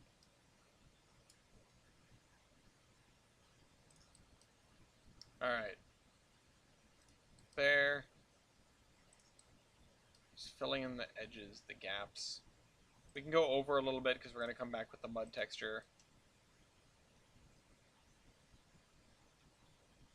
Smorgasbord train, the buffet train. Calling it right now. Trademarking that. What even is the smorgasbord? It's the largest buffet in the world. It's like the Vatican if your religion is food. It's everything. It's everything all at once. It's the polar opposite of Planet Fitness. It's Planet Fatness. Oh, man. You'd think I would compete, but then you watch the video I did with Heiss, and he demolished me. Having not really ever played the game. I don't think for the short run. I don't think to win. I think to play, like, the really long game. And when I get a bum start, which I faked myself out on that one because I was like, oh, it's passengers only, that's right. And so I just made a dinky little passenger line instead of going whole hog. Yeah, no, people would die. There are probably people that have, in fact, died for Shady Maple Smorgasbord. Did I not grab the texture? Nope, I didn't. No wonder that looked weird. There's competitive locomotion? Well, there's co-op. Well, there's two-player, yeah. There is two-player, and it is technically competitive. You want to be the first to get the goal on the map. But you don't have to compete, I guess. It's not like... The multiplayer is not fleshed out compared to most other Tycoon games with multiplayer. You know, it's no Rara Tycoon. That's for sure. Locomotion esports team. Don't mind me, I'm just waiting for the esports like stuff to pick up Locomotive Royale and Locomotive Versus.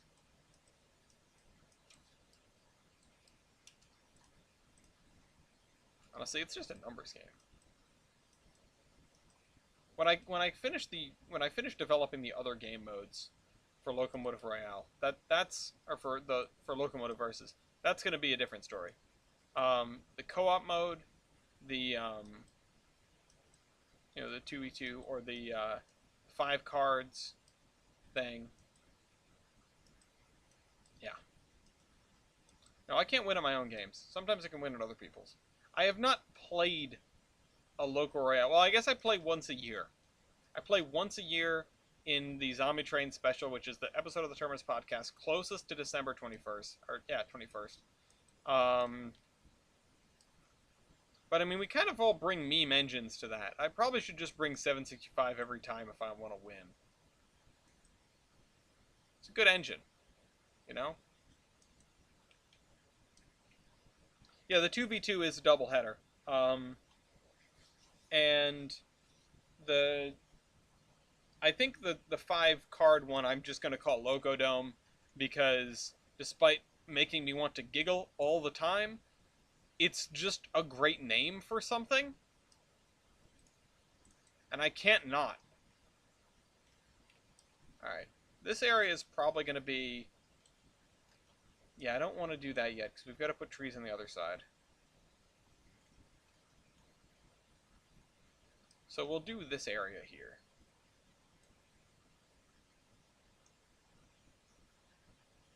I play the long game and get into the German... I always play the long game, always get into the German trains. I love to mod the dick off Transport Fever. There are not too many games that I just like to mod to the tits and then play, but Transport Fever is one of them. Kerbal Space Program used to be another one, and I've been tossing the idea around of doing another Kerbal Space Program Let's Play, but I'm already too deep into the thing that I've already been doing in KSP, and I just want to beat it. I just want to win. I want to get all the science. If we do a if I do Kerbal Space Program, it's gonna be with Gloria. Is 765 good at climbing hills? It's a Burke, so yeah, ish. I mean, it's not gonna do as well as like 4014, but it packs a punch for its size. Berkshires be like that.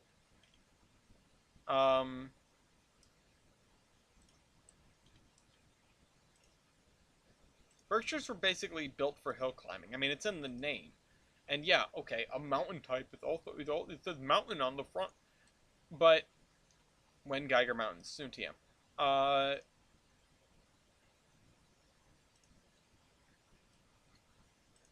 But yeah, mountain types are cool and all. And they can have big fireboxes and whatever. They're generally just large engines that steam very well and, you know, have decent tracking at high speed, which is kind of what makes them good. Okay, we're just gonna have to go over on this one. There's no excuse me, two ways about it. We're gonna have a lot of extra trees to delete. We'll just do it.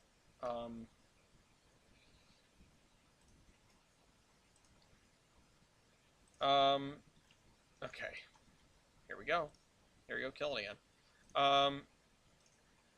So, you would think that based on what they ended up becoming, but the Berkshires were born out of, man, Mikados are not good enough for these hills. That's where they came from. They came from the Boston and Albany. Basically, I don't know if they went to Lima or Lima went to them and said, hey, we have an idea. You know, it sometimes happens both ways. I need to reread the book Superpower again. I can recommend. It's a very cool book. It's sort of, if you can call it, shaped like a kid's book. It's, you know, one of these ones with the huge pages. But it's out there. I'm sure you can find a copy somewhere. And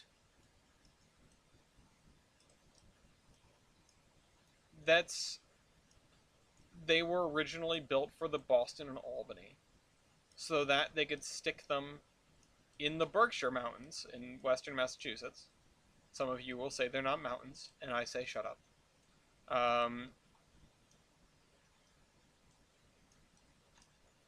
And that's how they get their name, obviously. But then it turned out that they were very good for fast freight as well when you sort of scale them up, because they steam really well. You know, they've got more firebox, basically, than anything that had come before them. And that's why. And that's why they're good, and that's why they steam really well. But Lima was really the only ones making them, so there weren't a lot of them. And when given the choice between a mountain, a northern, and a Berkshire, You're going to take the Northern like 99 times out of 100. Or, yeah, you're going to take the Northern. Because they're just better at all the above. Um, the thing that sets Berkshire's back is the fact that they've only got a single axle lead truck, and so they can't go as fast. Uh, which is why they weren't generally used in passenger service. Now, a Northern can do all the above. It can do it really well.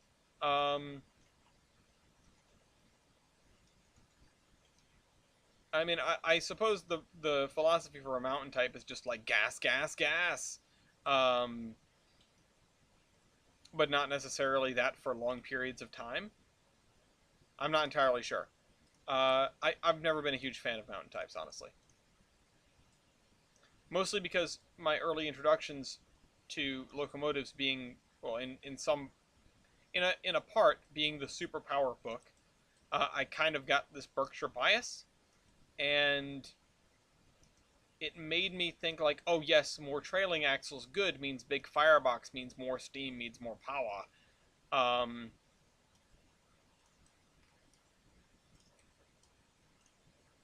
so 462 is the chassis of a Burke backwards. No, Burke is a 284, so it'd be a 482 as a Burke backwards. Mountain not better. Yeah, there you go. You figured it out. Mohawk Garbo, shut up. Northern bad, Mountain bad, Berkshire good, Duplex good. Um, but no, honestly speaking, seriously speaking, Northerns are really, really good. Um, Mohawk, meh. It's another mountain type. Not too many railroads had Berkshires. Not too many railroads have had mountains because they sort of realized, oh, you can take the improvements from a Berkshire over a Mikado, and a mountain over a Pacific, and just and you make a engine that's better in all respects, except being a little bit bigger. But that's not that big of a deal when everything's getting bigger. Uh, Seriously, it's a non-issue, which is why most railroads, I take it to be, most railroads didn't have those things. The Mohawks kind of looked cool. I'll give them that. The Mohawks and Niagaras did kind of look cool. I can't really be mean to them that much. I know I'm supposed to be a Pensy guy, but you know, um, I don't remember the thing in my profile picture. I think the thing in your profile picture is the the 620. 620. And a 1 to 76 scale X6X with 3D printer. Neat. Um,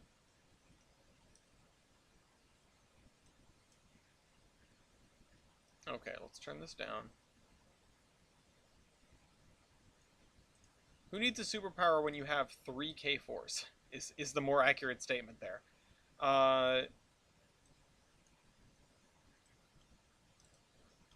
well, the Pennsylvania when they ran out of money. But, that's a different story.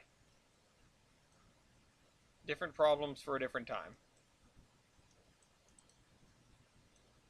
When you have a budget bigger than the US government, then you can afford to pay 3 crews on every train. When you don't, you want something bigger than a K4. When you don't, and the year is 1950.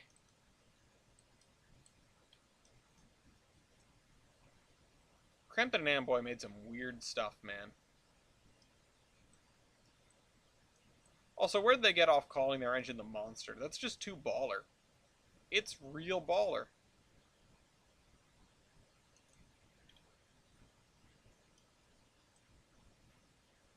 Well, I wish you luck with your 3D printing endeavor. I've never actually used a 3D printer.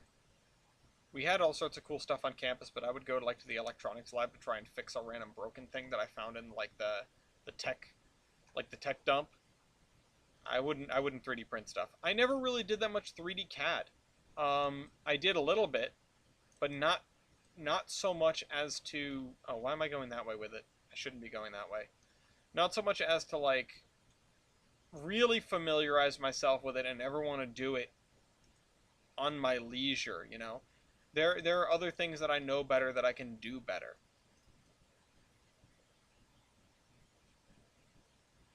All right. Also, it's I know it's dark out, but I can also hear birds in the distance, and it's giving me like weird PTSD from times that I've stayed up way too late doing this or that, and I end up getting, you know, I end up getting like, oops, that bizarre like Twilight Zone feeling of, oh my God, it's 5 in the morning and the sun is about to, it's 4 in the morning, the sun is about to rise. I can hear the birds chirping.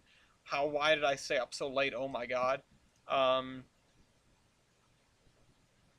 anyway,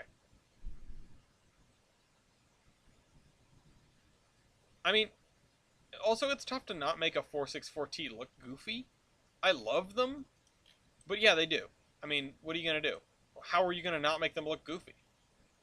You're not. They're goofy. It's just the way it is. Um,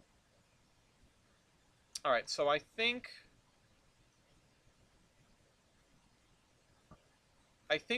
we need to put the tree brake on one side of this road, um, or the wind brake, and I think it's gonna be this side because these people would say, "Oh, our house is right here." The people driving by, I don't want them to see us, and or whatever. We're like we have our only shower is outdoors or something. I don't know. I once had that done at the beach house. That was a weird moment. So here, you wanna hear like, oh, somebody else pinged me. What is this? Oh, what is this? You know what chipset your motherboard supports? Um. Oh man. I don't. I know my. Hold on. I'm gonna need to get back to that because Bender's not in the chat. He just DM'd me that. I don't even know why I checked that DM. I thought it was something related to the stream. Anyway,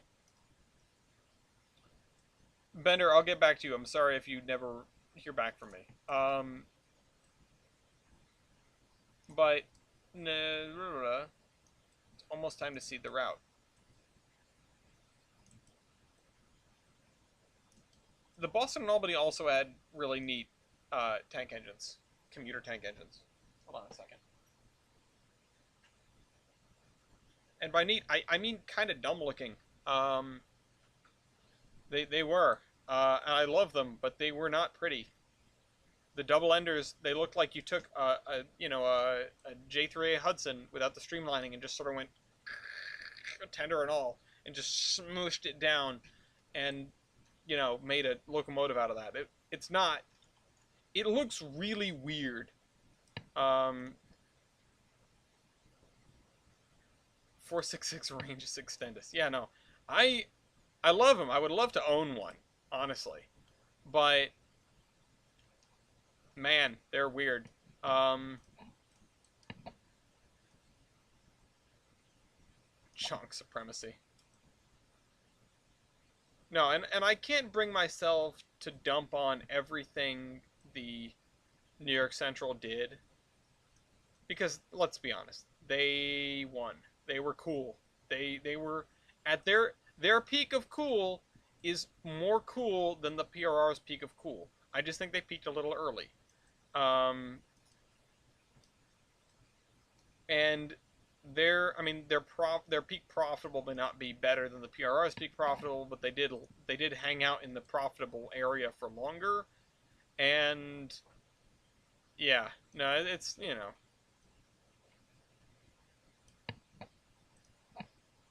oh, back. Are you talking about like probably a 244T, the big Boston types, the big Fornies.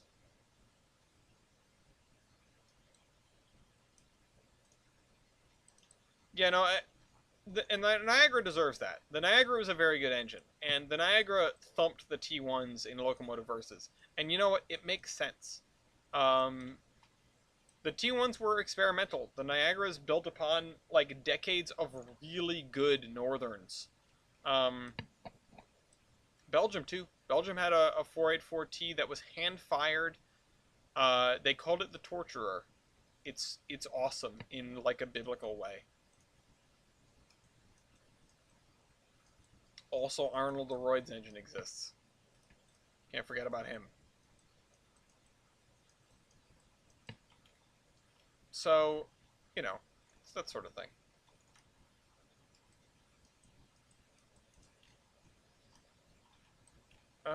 Okay, can I get the edge here? No, it's 9 o'clock. We're done with this. We're done texturing for today.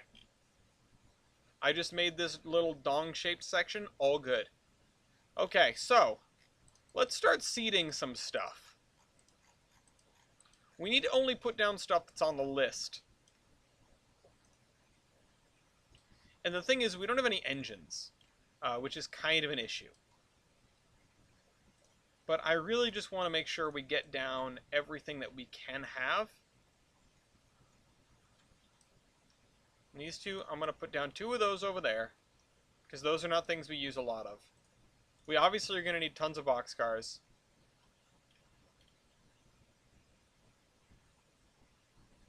So let's just put down like 1, 2, 3, 4, 5, 6, 9, 10.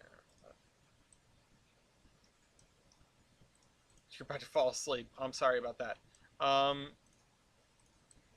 We're gonna need some of these flat cars. I think. What did I use these for? What? Hold on. I need a spreadsheet. Assets and timetables. Right? No. Oh, I haven't been updating the verified DLS stock page. Oops. Well, it's more of a Matt thing. But this is, what is this thing that I? It's the 50-ton flat car PRR. Oh, the 50-foot flat car. This is for like lumber or 16-foot lumber stack. C-beams, lang holes, whatever that is. Just plain lumber. Okay, so we do need a lot of these. We do need a lot of these. Oh, shucks. And I just realized I've already screwed it up. Because these need to be on their own level. That was a big firework.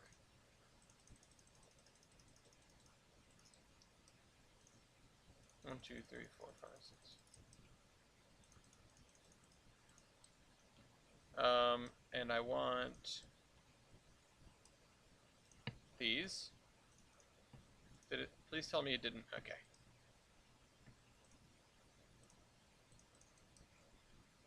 There we go. We put some of those down.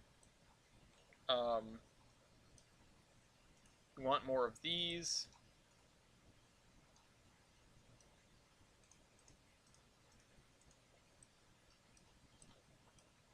Five, six, 7, 8. But the other thing we need is the other kind of flat cars, which are the ones we are using for the intermodal facility, which are, let's see, hold on. I think it's just called trailer, isn't it? Oh, I can check. I can check over here. Oh, we have them already here. Oh, and it's these. It's the same ones we were using. 50-foot flat car PRR. Already lined up over there.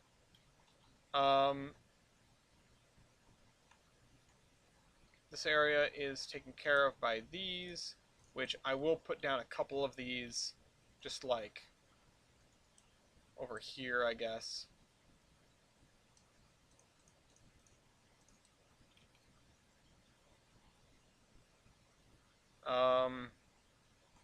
And I probably want a cut of cars that are full. Are these full? These are empty. These are going. Oh, uh-oh. Ooh, I thought we crashed for a second. Let's save.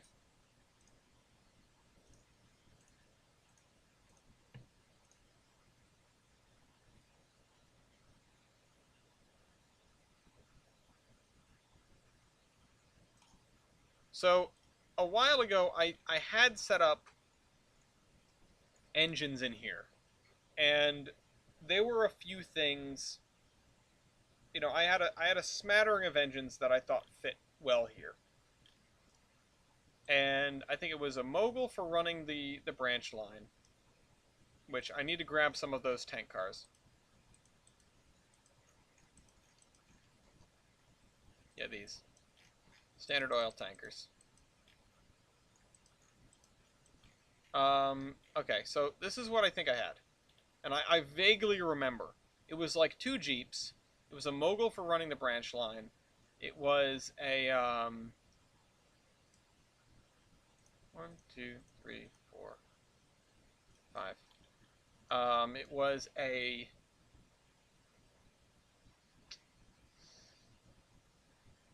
a consolidation for running the run to Masons Valley, which I think is that PRR H9 consolidation that is really, really old. Yeah, see, I do have some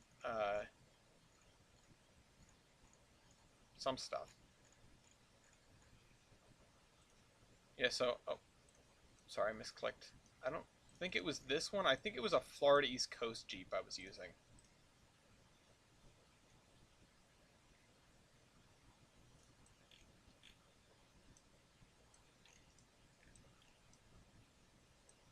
But yeah, I also need a buttload of logs 50-foot clinch. And I need some other... Oh wait, that's not how that works. We're not actually disappearing. We're not actually transferring cars over. So 2, 3, 4, 5, 6.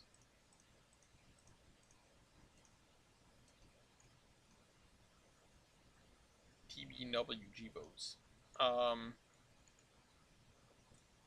These are nice, but I think I was using, like I said, I think I was using an FEC Jeep, and none of that stuff got moved over because I had deleted it all before moving to 2019. What if I grab a GP9? What about like a, because it was close enough. Yeah, FEC GP9 high hood. No, that's not it. That's not the one I had. GP9 Florida East Coast. Nope, that's not the one either.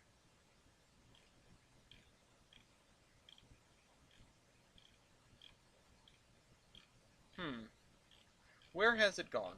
Maybe it was a Jeep 7. Either way, I want stuff that can be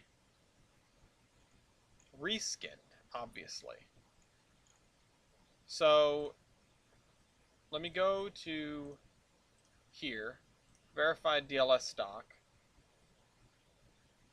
Need further research. Where is that 260? Oh, NST. Oh, it's done as NST. But it exists.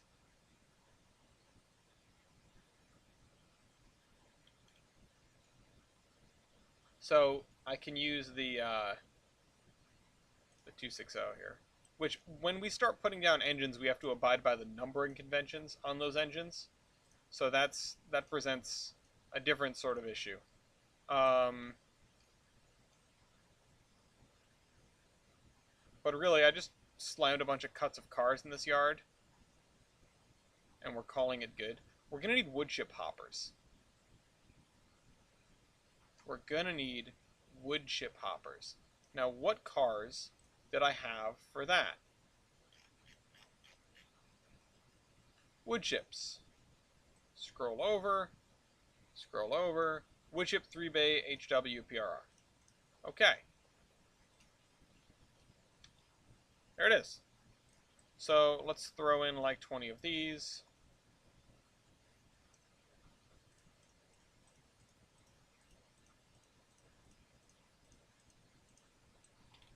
So the thing is, we need to have these built out for trains that are going to leave in the morning. That's the other issue. And so this is an arrival yard, this right here. This is an arrival yard. I kind of wish I hadn't committed myself to using these H62s, because they're just too damn big. They are. I'll admit it. They're real big. I just don't like 55-ton hoppers. I think they look small and dinky. What about battleship gondolas? Battleship gondolas? Well, I don't think we're using the gondolas here, which is why I wouldn't be using them. EMD, FLCG. No, that's not the right one. That's not it. It wasn't that color. I just looked it up. Oh, and I closed out my content window. Unless I have it downloaded. No, I don't. Download station. Unless you went back and looked, which I can believe that you went back and looked. But... oh, it's a different... There are multiple of them. Why weren't they all next to one another? Why weren't they all next to one another? I looked at 53. I looked at 653. It was the only one on the list. Now I just went back and there's all 4 of them. Okay, I can't explain that. What hauls these? Oops. No, you're absolutely right. What is this? Oh, the pallets! The pallets! What hauls the pallets? Because we need at least a couple of those.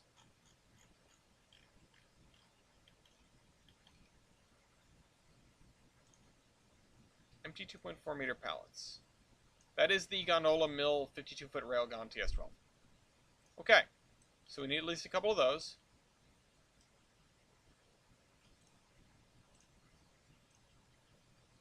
And I already forgot what they're called. I need to just keep this on half my screen so I can click over easily. There we go. Gondola mill 52-foot railgun. And let's move this right to the top of my screen so I can click on that bar when I need to. Yeah, okay. Let's throw a couple of these in the mix. We only need like 2 of them. And we're going to, again, end up sort of shifting this around based on what I think we're going to need throughout the day.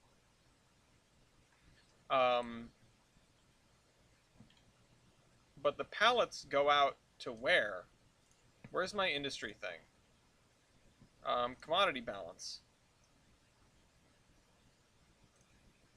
2.4 meter pallets. So, produces 6, consumes 1. I should pivot table this.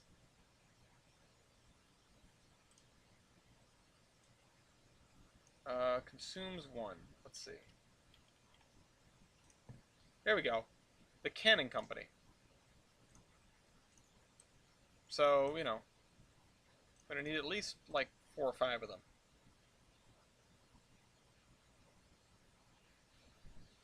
And we're going to need to stick some of the empties over there. These I put in here because I don't really have a use for them.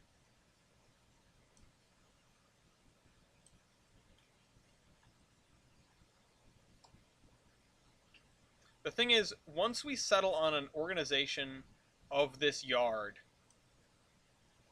we're pretty much stuck with it once we start doing AI work. And that's kind of the issue. That's kind of why I'm hesitant, and why I wish I had a better tool for doing what I'm doing.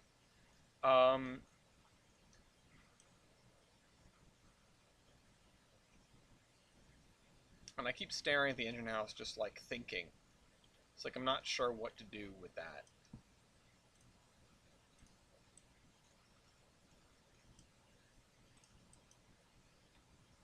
Although the thing is... yeah, no, it does make sense that this is gonna... whatever.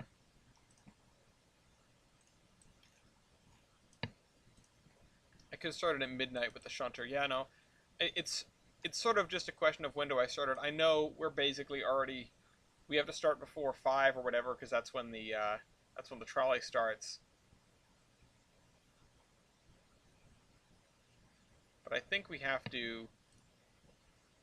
Matt, what are you talking about? I have worked the turntable with AI before, many times. That's what all these track marks and signals are for. If you're being facetious, I missed that. But no. I have got the turntables to work. They work. It works real good. Well, not really good. It works, though. Okay. So what else am I missing down here? Any other industries that we're missing cars for? No, that's fine. Howdy from Maine. Hey, Pat. Hope you're having a good time up there.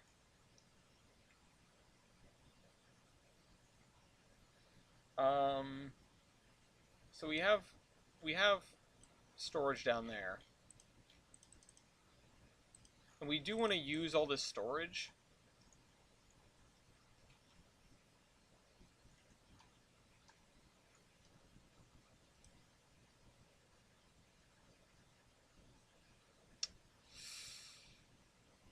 So I'm going to have to start making commitments, making decisions about where the things are. I also need to start putting in track marks, which we don't have anymore, because I got rid of them all because they were excessive.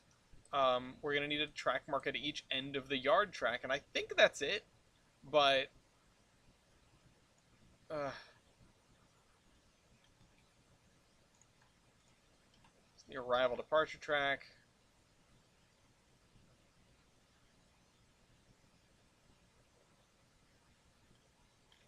Then we have up here. There's no yard tracks up here. Oh, there's the sheep race, which we need the stock cars for. Freight cars and loads. I'm the guy who cleans up. I'm the guy who wipes down the loads. Um,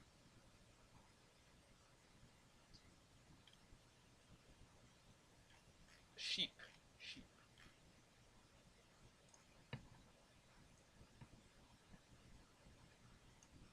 It's the 40-foot stock car TP. Good night, Dragon.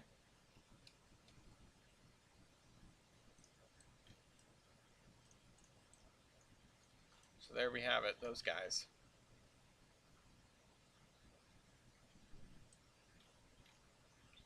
Until next time, indeed.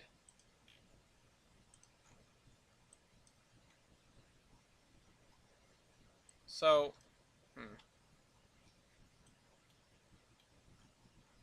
kind of want these guys to start over there and get brought back to here. Because it's sort of a question of where will the cars be overnight. And these cars would definitely be overnight here. You know? So they would get stuck on a yard track here.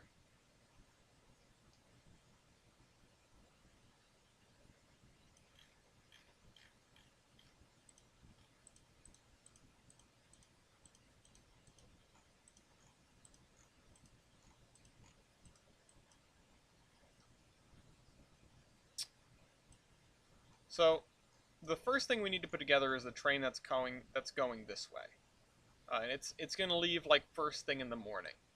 And it needs, let's see, one carload here, one carload here.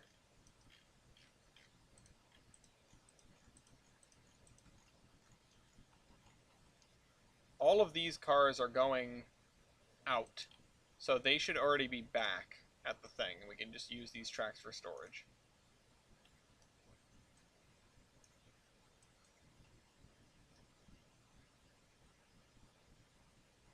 Holding both mouse buttons, and I missed it. I missed the yard.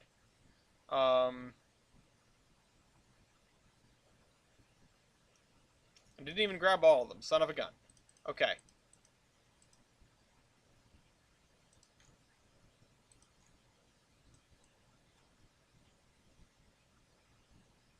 So, yeah, I'm glad I took note of what I needed, but these cars are going out. There we go. Where are they going? Well, let's see. Where does lumber need to go? Lumber. Industries. Well, let's see on the commodity balance. So, we produced 29 carloads of it so far. 15 of them are consumed.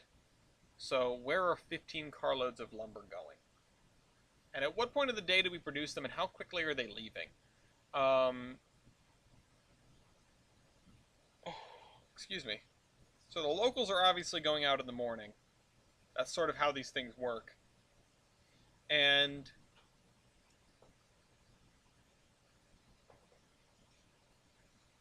15 carloads of lumber. Consumption. Commodity. Lumber. One's going to the brewery in Mason's Landing. Hi, Lafayette. Our two are going to the brewery in Mason's Landing, because these are in commodities, not cars. Two are going to the Bendover warehouse, which is nearby. Oh, sorry, that's lumber 8 foot. Hey, good boy. Oh, I need to scroll up. Two are going to Cooper Lumber in Mason Valley. Two are going to the Canal Island Milling Company. Three are going to Craig's X Wood Treatment, which is here. Four are going to Cork & Sons Furniture Spot 2. So, of those, how many are leaving in the morning? Open Hopper 3 Bay Monolith Laser Skins. Sorry, I'm just thinking. So this one and this one, you guys can't see, but the Canal Island Milling Company and Cooper Lumber in Mason Valley, and Bayside Brewery, those are all going out first. So that's 2 carloads, 2 carloads, 2 carloads. So that's 6 carloads that are going out.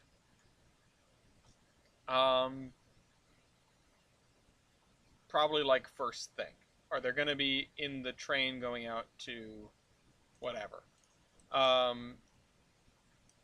So it's, like I said, that's 6 carloads. Because this is the home yard for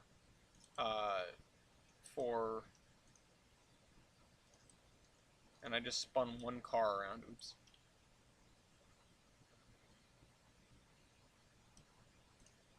I guess the first thing we should be doing is actually just creating the trains, right?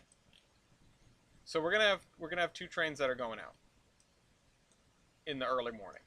One of them goes to Mason Valley and Mason's Landing. It's sort of a through freight, and then it switches. And one of them is working the branch line. Now, the one that's working the branch line is... Hey, Hem. You know what? I think I'm going to drop the view so you guys can see here. There. The one that's working the branch line is going to be using a 260. And that is, as previously mentioned, these Ben Neal's 260, which I have to go find because I don't have downloaded. Oh, and that's not how that works. How do I find this? Oh, these are the old... Are these the old keyword number or the new keyword number? Spreadsheets are back, is damn right.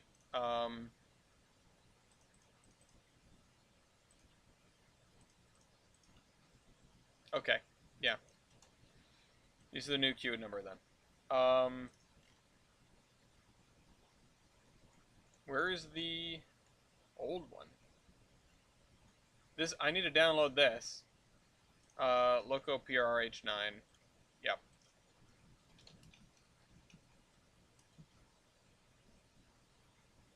Oh, some of these... There's a newer version.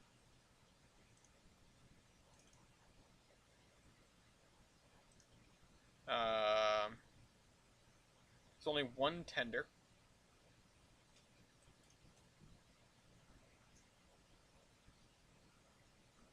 Tender PRH9. Okay, hold on. Which one of these is the newest one?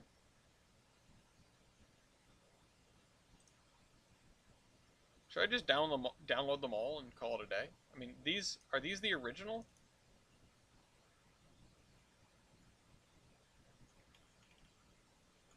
No, these are the updated ones. Green means not uploaded. Yeah, that's what I thought. But I wasn't sure if the queue it is was for the like the previous version. All right, let's download these because I guess these are the newest ones. Oh, I wasn't paying attention to the queue. Yeah, okay, these are right. Duh, it has it all right there. Um,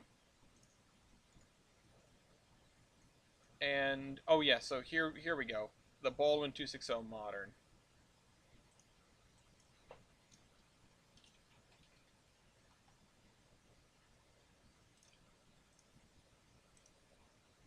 Download.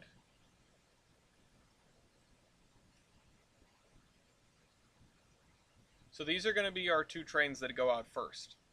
Um, I guess I'm just going to stick them in the yard here and put them together because that's what we need. So two. Oh wait. Oh wait. Oh, it does show up like that. Baldwin Modern 260.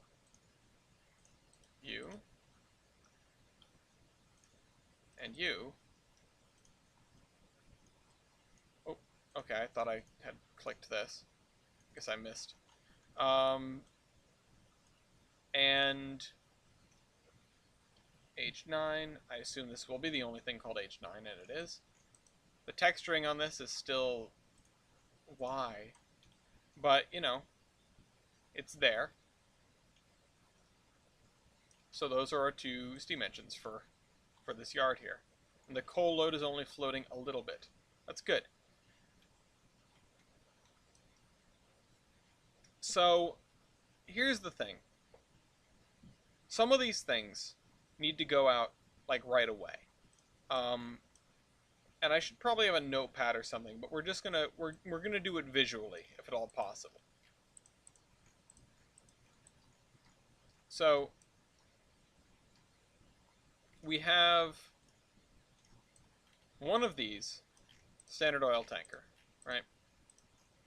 The first train of the day is probably not going to switch all the stuff out of here because I'm thinking this will start without the loads of logs. Maybe these loads of logs will start back at the yard because they'll be delivered over the course of the day. Excuse me. So we did some work on the farms and now we're doing seeding for the route. In fact, yeah, I'm going to take these and put them back over there.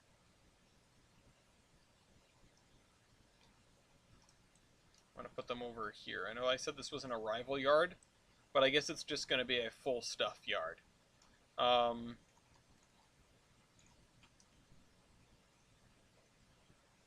So as long as this is why I need to make like a list of when industries get switched or by what train, because otherwise I'm gonna have no way to properly keep track of this.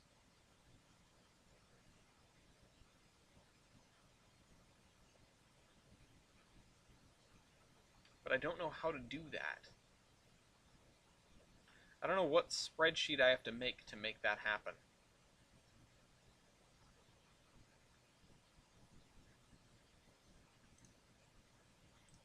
Oops, wrong thing.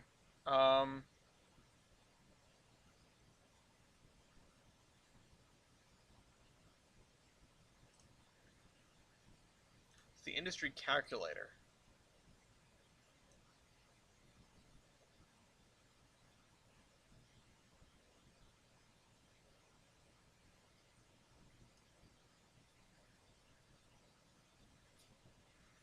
Oh man, it's killing me.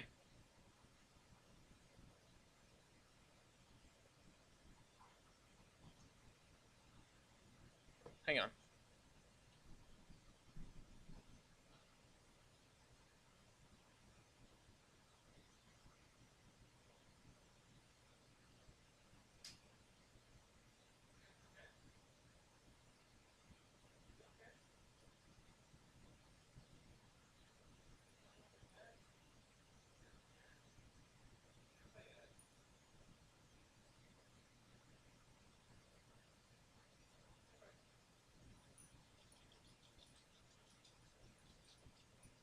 fine. You can stay in here for now. Stay in here with me. Because I don't trust you. I think you're playing with the cat too rough. Playing too rough with the cat. You want to say hi to everybody? Come here. Come here. Say hi to everybody. So, hi.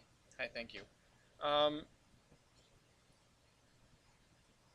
He is energetic right now. He was just, I think he was playing a little too rough with the cat. I heard like a noise that I can't quite describe from the other room. Hi. I know. It's okay. It's okay. Lay down. Lay down, Pumper. Anyway. Is the Admiral going bald? I don't... Still got hair up here. I mean, slowly, but ain't we all? Okay, so... I think what I need to do is I need to have a list of trains and when they run.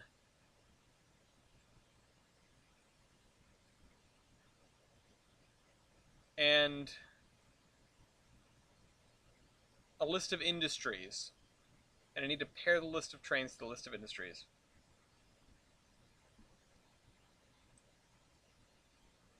Oh, man.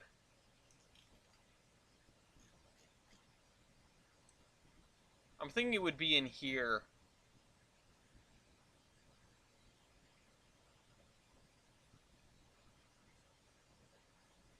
It would just make this spreadsheet even bigger. I might want to break this out into two, but it just... Oh, man.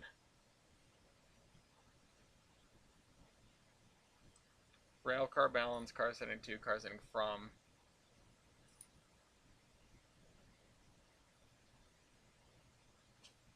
Don't you start. So, man, I'm so sorry for hanging up the thing right now. I'm just racking my brain. Okay, so that's what we'll have to do, I think, and I'll just put it on this one for now as sort of a proof of concept / test. We are going to first of all clear out these.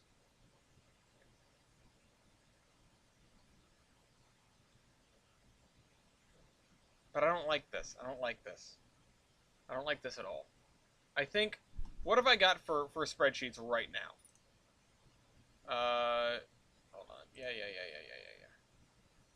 Reload this. Come on. Alright, I'm just going to open a new one because that's broken. Try. Did I...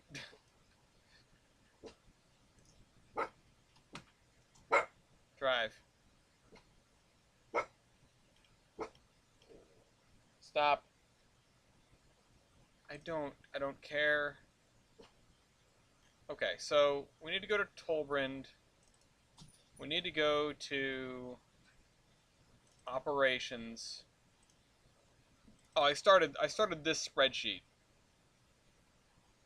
But I don't think this is it, Chief.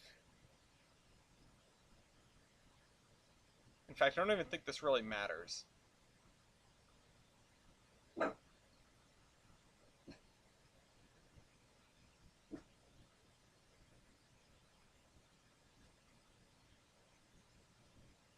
The different railroads on Tolbrand are going to be using different things for this, although I don't remember what these meant. I mean, this is obviously a train code. Oh, can you stop? No. Be quiet. I'm going to have to brainstorm this off screen, I think, some more. I might have a revelation in the shower or something. But I need to make sure all the industries get switched.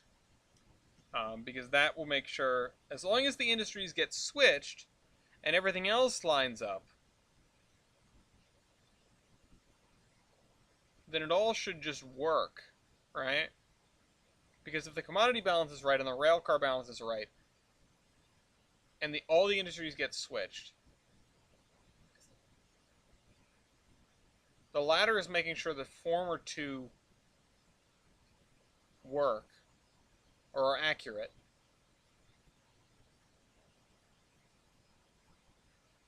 I just feel like they're not tied together enough. I feel like they're not. I feel like there aren't checks on them both. Yes, if I make sure that all of the industries are switched by given trains,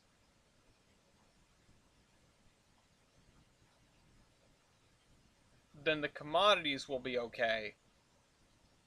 Which is kind of what I'm worried about, I guess.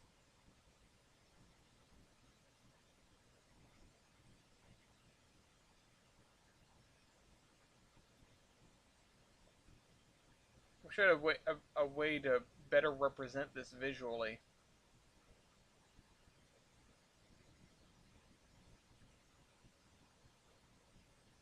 I made farms and then I started seeding the route. I started putting trains down on the route. Stellar. That's I said that's the first time you asked. Um. Okay. I'm just not happy about this arrangement. I'm not happy about this arrangement at all.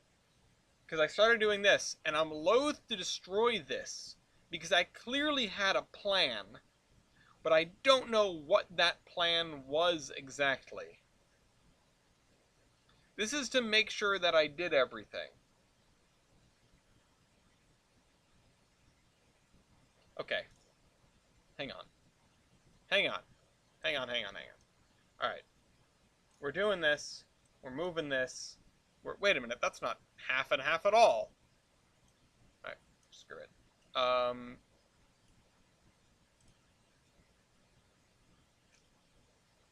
Undo, undo. Yeah, I wish. I wish, Orion. I had an idea, Mr. Krabs. I had an idea. No, because we at least need the number of carloads here to keep me from going insane.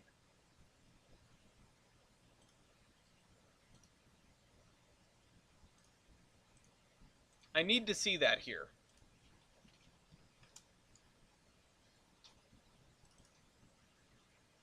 Wait, why stage the cars in the yard first instead of in the industries? That way you can just drag them from start to finish.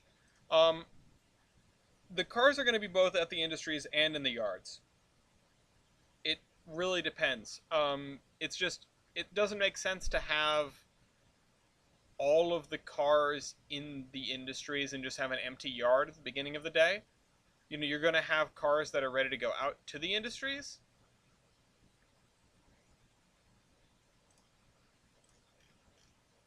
So, yeah, that's why. Because it's not, they wouldn't all be at the industries. A lot of them are going to have cars at the industries, ones that have been emptied or ones that have been filled. But they're going to be the ones that are sitting on the industry tracks. And they're only going to be in places where reasonably, in order to figure out the movements. Yeah, well, that's what I started doing, but that's not enough apparently, because I already screwed myself up with that.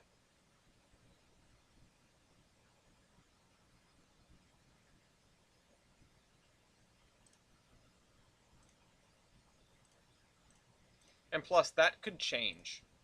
There are some of these, you'll notice the gray ones. The gray ones are ones where the, if I modify something else, this will change. Like, this is the olive lumber mill lumber output. If I say, we need more lumber, so we're going to, or is this industrial, lumber fuck, olive lumber mill logs. If I increase this to say 180, then that's going to reflect here and here. You know what I mean?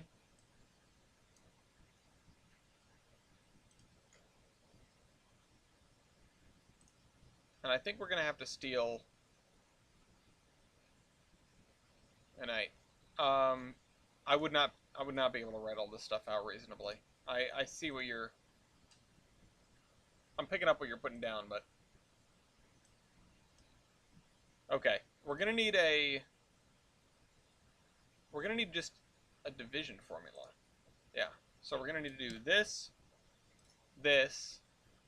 divided by I'll just put an asterisk there for now. Or I'll just put a 1, I guess. No, I don't. Don't do that yet. We're going to use the VLOOKUP that we use here.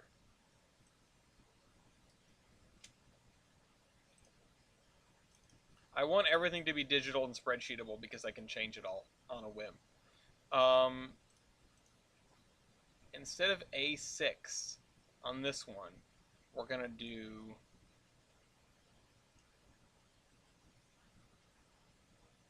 Yeah, did not find olive. No kidding. We're going to do D6.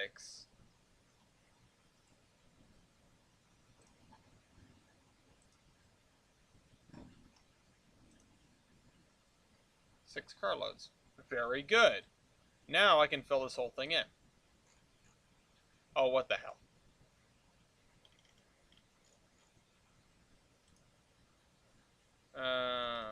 Wood chips.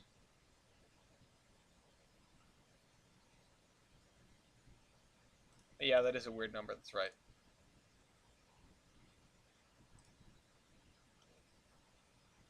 So we will bring this down to... Well, I kind of wish it wouldn't show it if I didn't have a decimal there, but...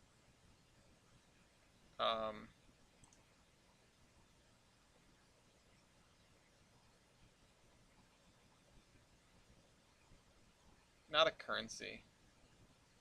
Oh well.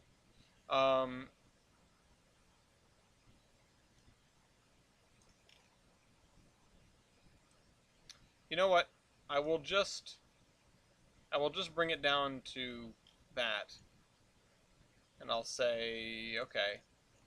That's an approximate number.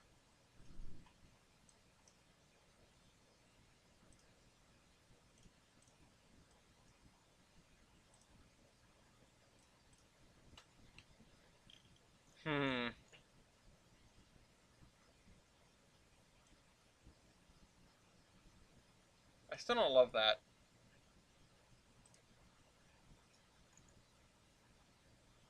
Because something like this, where you have 0.94, or you have, wait, why is, what? Signaro Canon Company's doing 15, or did I do did I mistype something?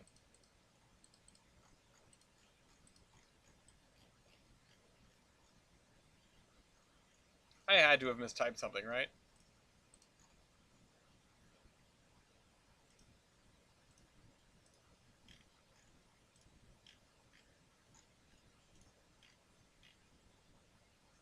It's doing...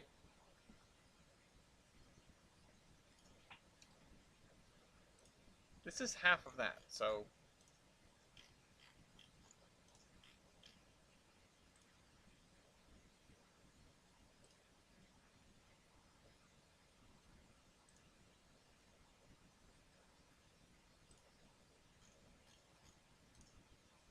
Something's not right here.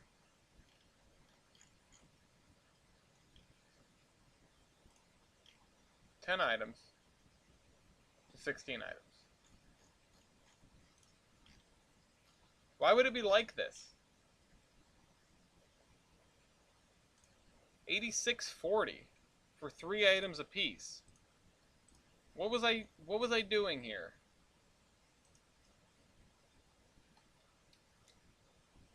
10 productions. 10 productions makes 30. 86.40? I was off my rocker. Why would it make 30?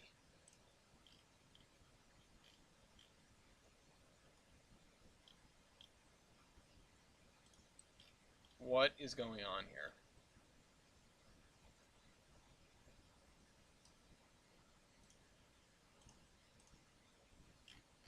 Hold on. Where's the pallets? Max load 10. Yeah, so it takes 1.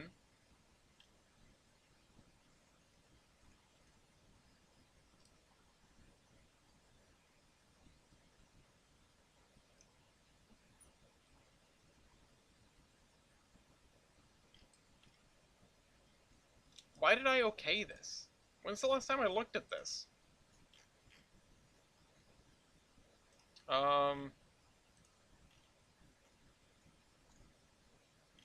Also, this is wrong.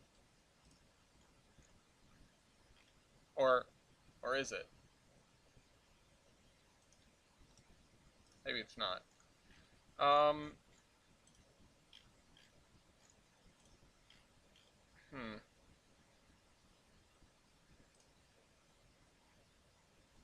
So it does 10 of these, and it makes 30.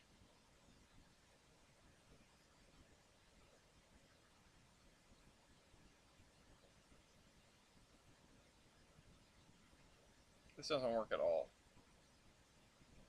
This does not work at all. What was I thinking when I did this? 15 units is not a full boxcar. This doesn't even make 15, it makes 30.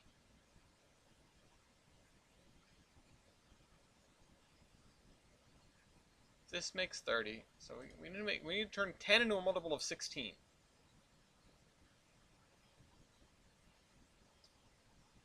If it produces 10 times,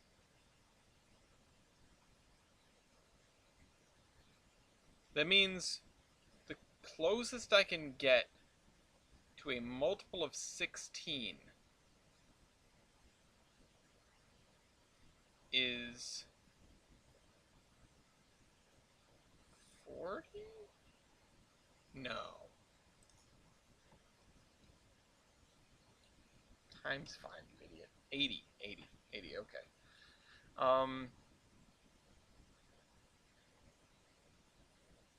That's 5 carloads. That's a lot of cans going out of this place. It would have to be switched 5 times throughout the day.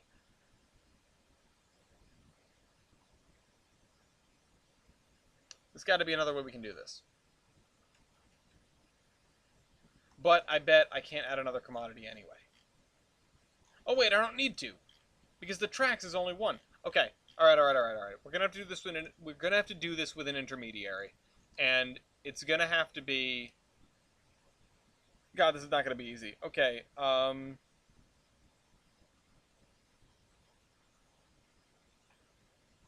it's gonna have to be.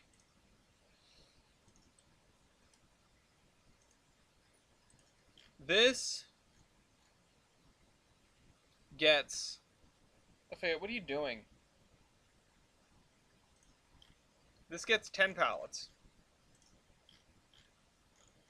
unloads them, processes them. So it takes the pallets, turns them into something else. What else? Well, we need to just pick a random commodity that doesn't matter. So we need to go into queues.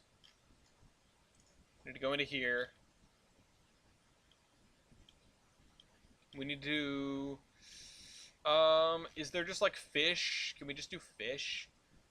Because that would be a great one for this. Nope. Darn. Hi, Lafayette. Hi, good boy. I can feel him sniffing my leg.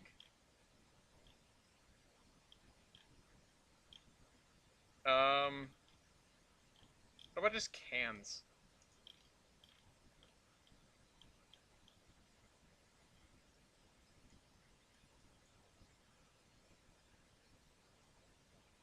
Camp goods. Yeah, we'll do that. Wait, crated goods. What was that? Crated goods. What the heck? Alright, we'll use crated goods as an intermediary, I guess. Waybill of 0. So, it's going to get 10 of these. We need it to produce 5 times, because it can't do 4, but 5 is above the minimum of 4, obviously. So it's going to consume 2 at a time. Also, we need to set our product to units. That was items, not units. There we go. It's going to unload those. It's going to consume 2 at a time. it's going to create created goods. It's going to create four of them. Four of them to make 20. I think this should work. Corrections per day.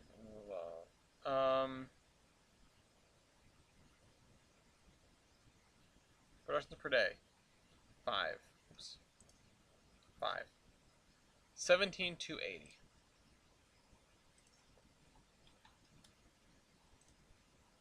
Five times 4 is 20. Okay. Now, we need to put in the created goods over here.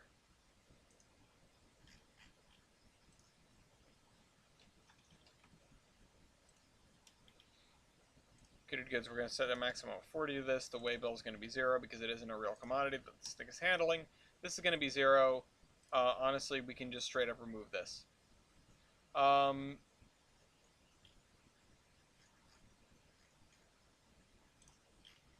my god, it's gone. Created goods. And we're also going to have to do this. Created goods. We didn't finish the job over here. So it's creating 4 of those. We need a queue of 40. Because 20 is the maximum. This needs to have a queue of 40. We did that. It's going to start with 20, but we need to set it to items first.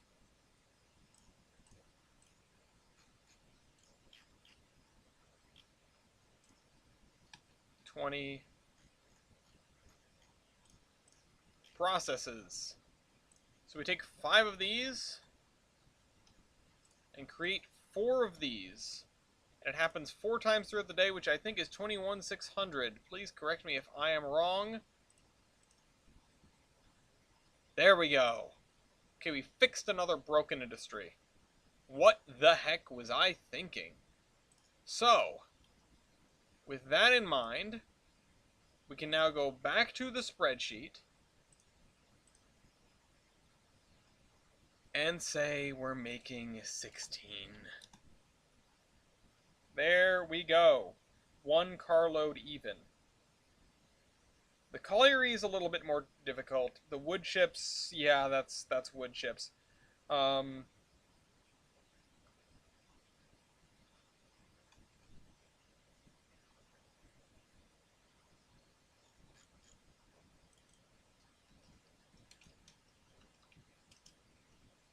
Approximate carloads.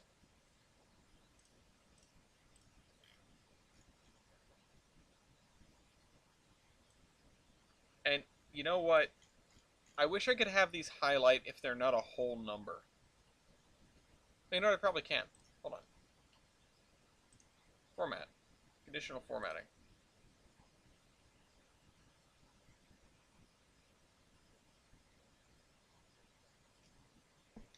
Apply to range. Format cells.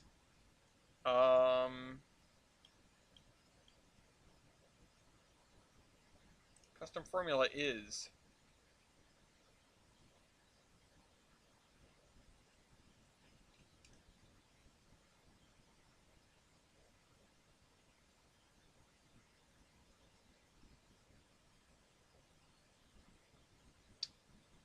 How do I know if something is a decimal?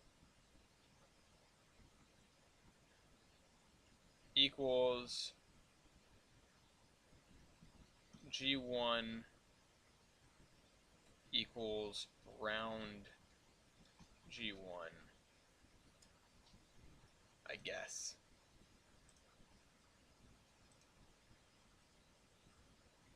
Did that work? Holy crap, it worked. Alright, now I need to invert that.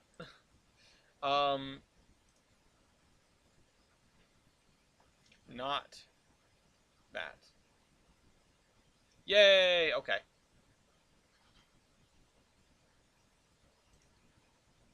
Wait, what? Why isn't this right?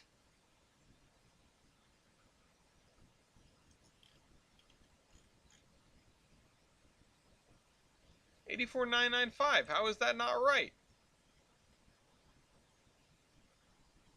Oh, because it's 84,752.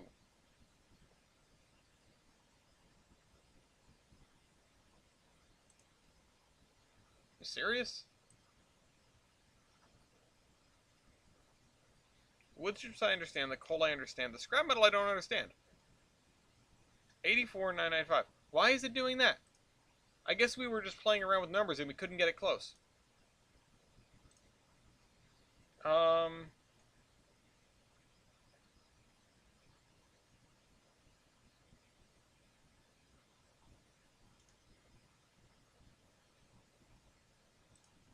because I don't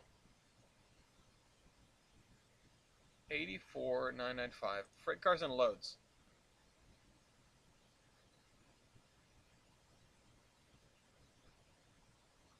Dude, what's the link? The link? What link? An industry calculator? There's a link? Where's there a link?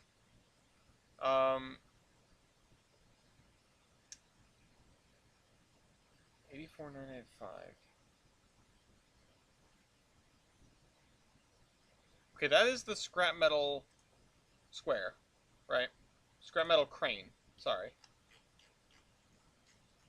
Just went right past it. Scrap metal crane. 84,752.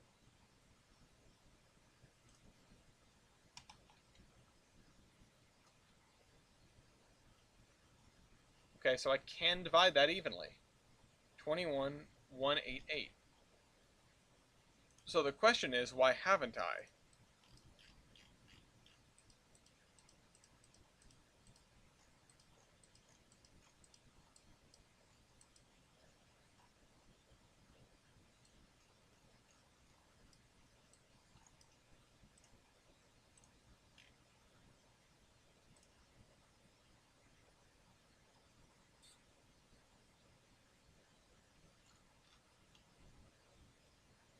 $84,752. Oh, I did. All right. So what's going on here then?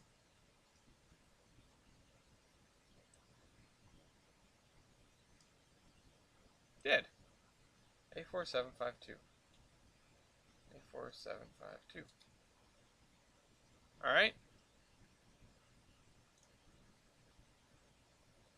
Orion shut. And everything else there is fine. Is there anything like that on the other side? I'm blaming type. Oh wait, I didn't do the thing on the other side yet. Give me this. I'm blaming typos because it doesn't make sense. Insert one column left. Oh wait. Paste. Ah, broke it. All right, hold on. What did I do?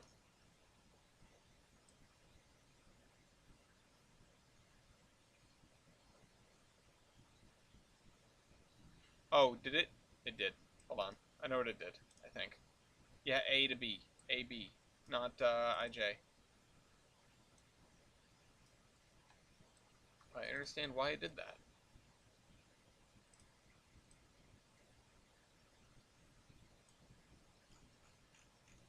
Oh! Okay, there are two that aren't perfect. The coal company, which strikes me as odd. Or, that's the coal state, isn't it? Which has a very basic. Okay, yeah, that's never mind. That one's fine. That one's fine. This is a great way to figure out where I screwed up, though.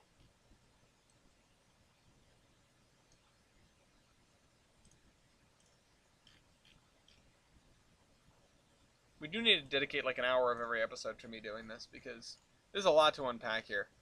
I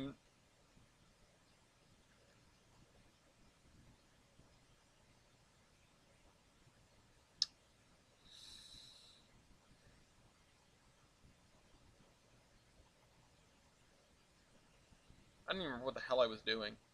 Oh, right, the switch lists. The switch lists. Okay, we're going to have to come back to that next time because it's 10 o'clock and I have to leave. But here's my final thoughts on this situation. We 100% need a way to track which industries have been switched over the course of the day, and if they have been fully switched or partially switched and they're going to need another train. Um,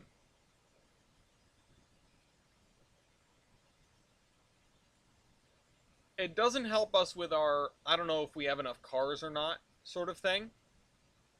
And yeah, as was suggested, putting them out, putting the cars out in front of the industries and then just shuffling them through does make sense to an extent.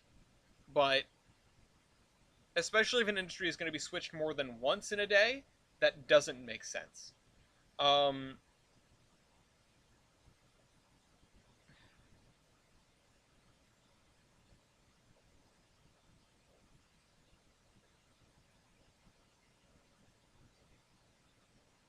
right now, we only need to worry about how many carloads from the thing down the end. So, olive branch.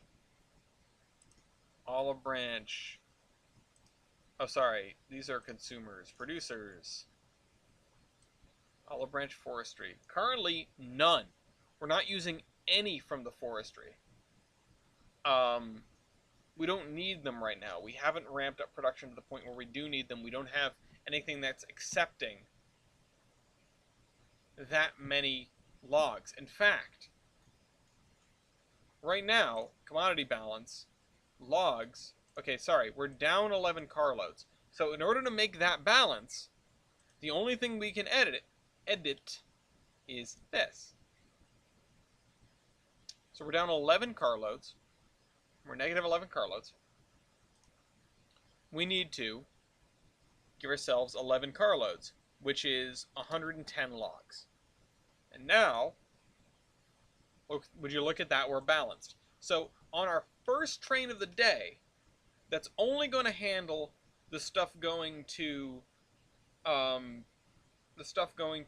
Mason Valley, Mason's Landing, and stuff that's internal, which note that internal, I'll set that back to 0 for now.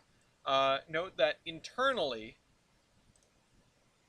the things that consume logs are the log transfer, which is consuming none, the mill, which is consuming none,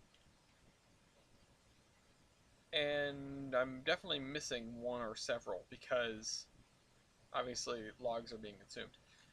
Sorry, I didn't scroll up enough. And the big lumber mill, which is consuming 16. So that's where this comes from. So all 16 of those have to go into the lumber mill. That's why they all have to get done immediately. And on the first run of the day, we're probably just going to pick up 16 if we can. It'd be a lot of train, but pick up 16 from the forestry. Now the real question is, this guy is consuming 160. He's producing 40 lumber and 400,000 wood chips. And the lumber, we're 14 cars up.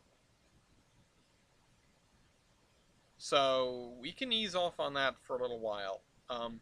The thing is, as we get further and further out into the world here, and this is why it's tough to do the AI now, as we get further and further out into the world here, the things that we produce are going to have more and more repercussions down the way. You know, things going to this town, going to this town, going to this town. If we wanted to do things right, the stuff that had to go the farthest should be produced first. The only issue is we haven't built that stuff yet. So that's why I'm hesitant. And that's why I'm a little nervous to go ahead and do these things. But like the overnight freights are a little bit tricky because we'd have to have them on the map already out in the world coming towards us. So, in conclusion, I'm not sure if there is a way to do AI yet. But we'll have to think about that. We might have to think very far ahead. Hope you guys enjoyed this video, and I'll see you next week. This is the Admiral, signing off.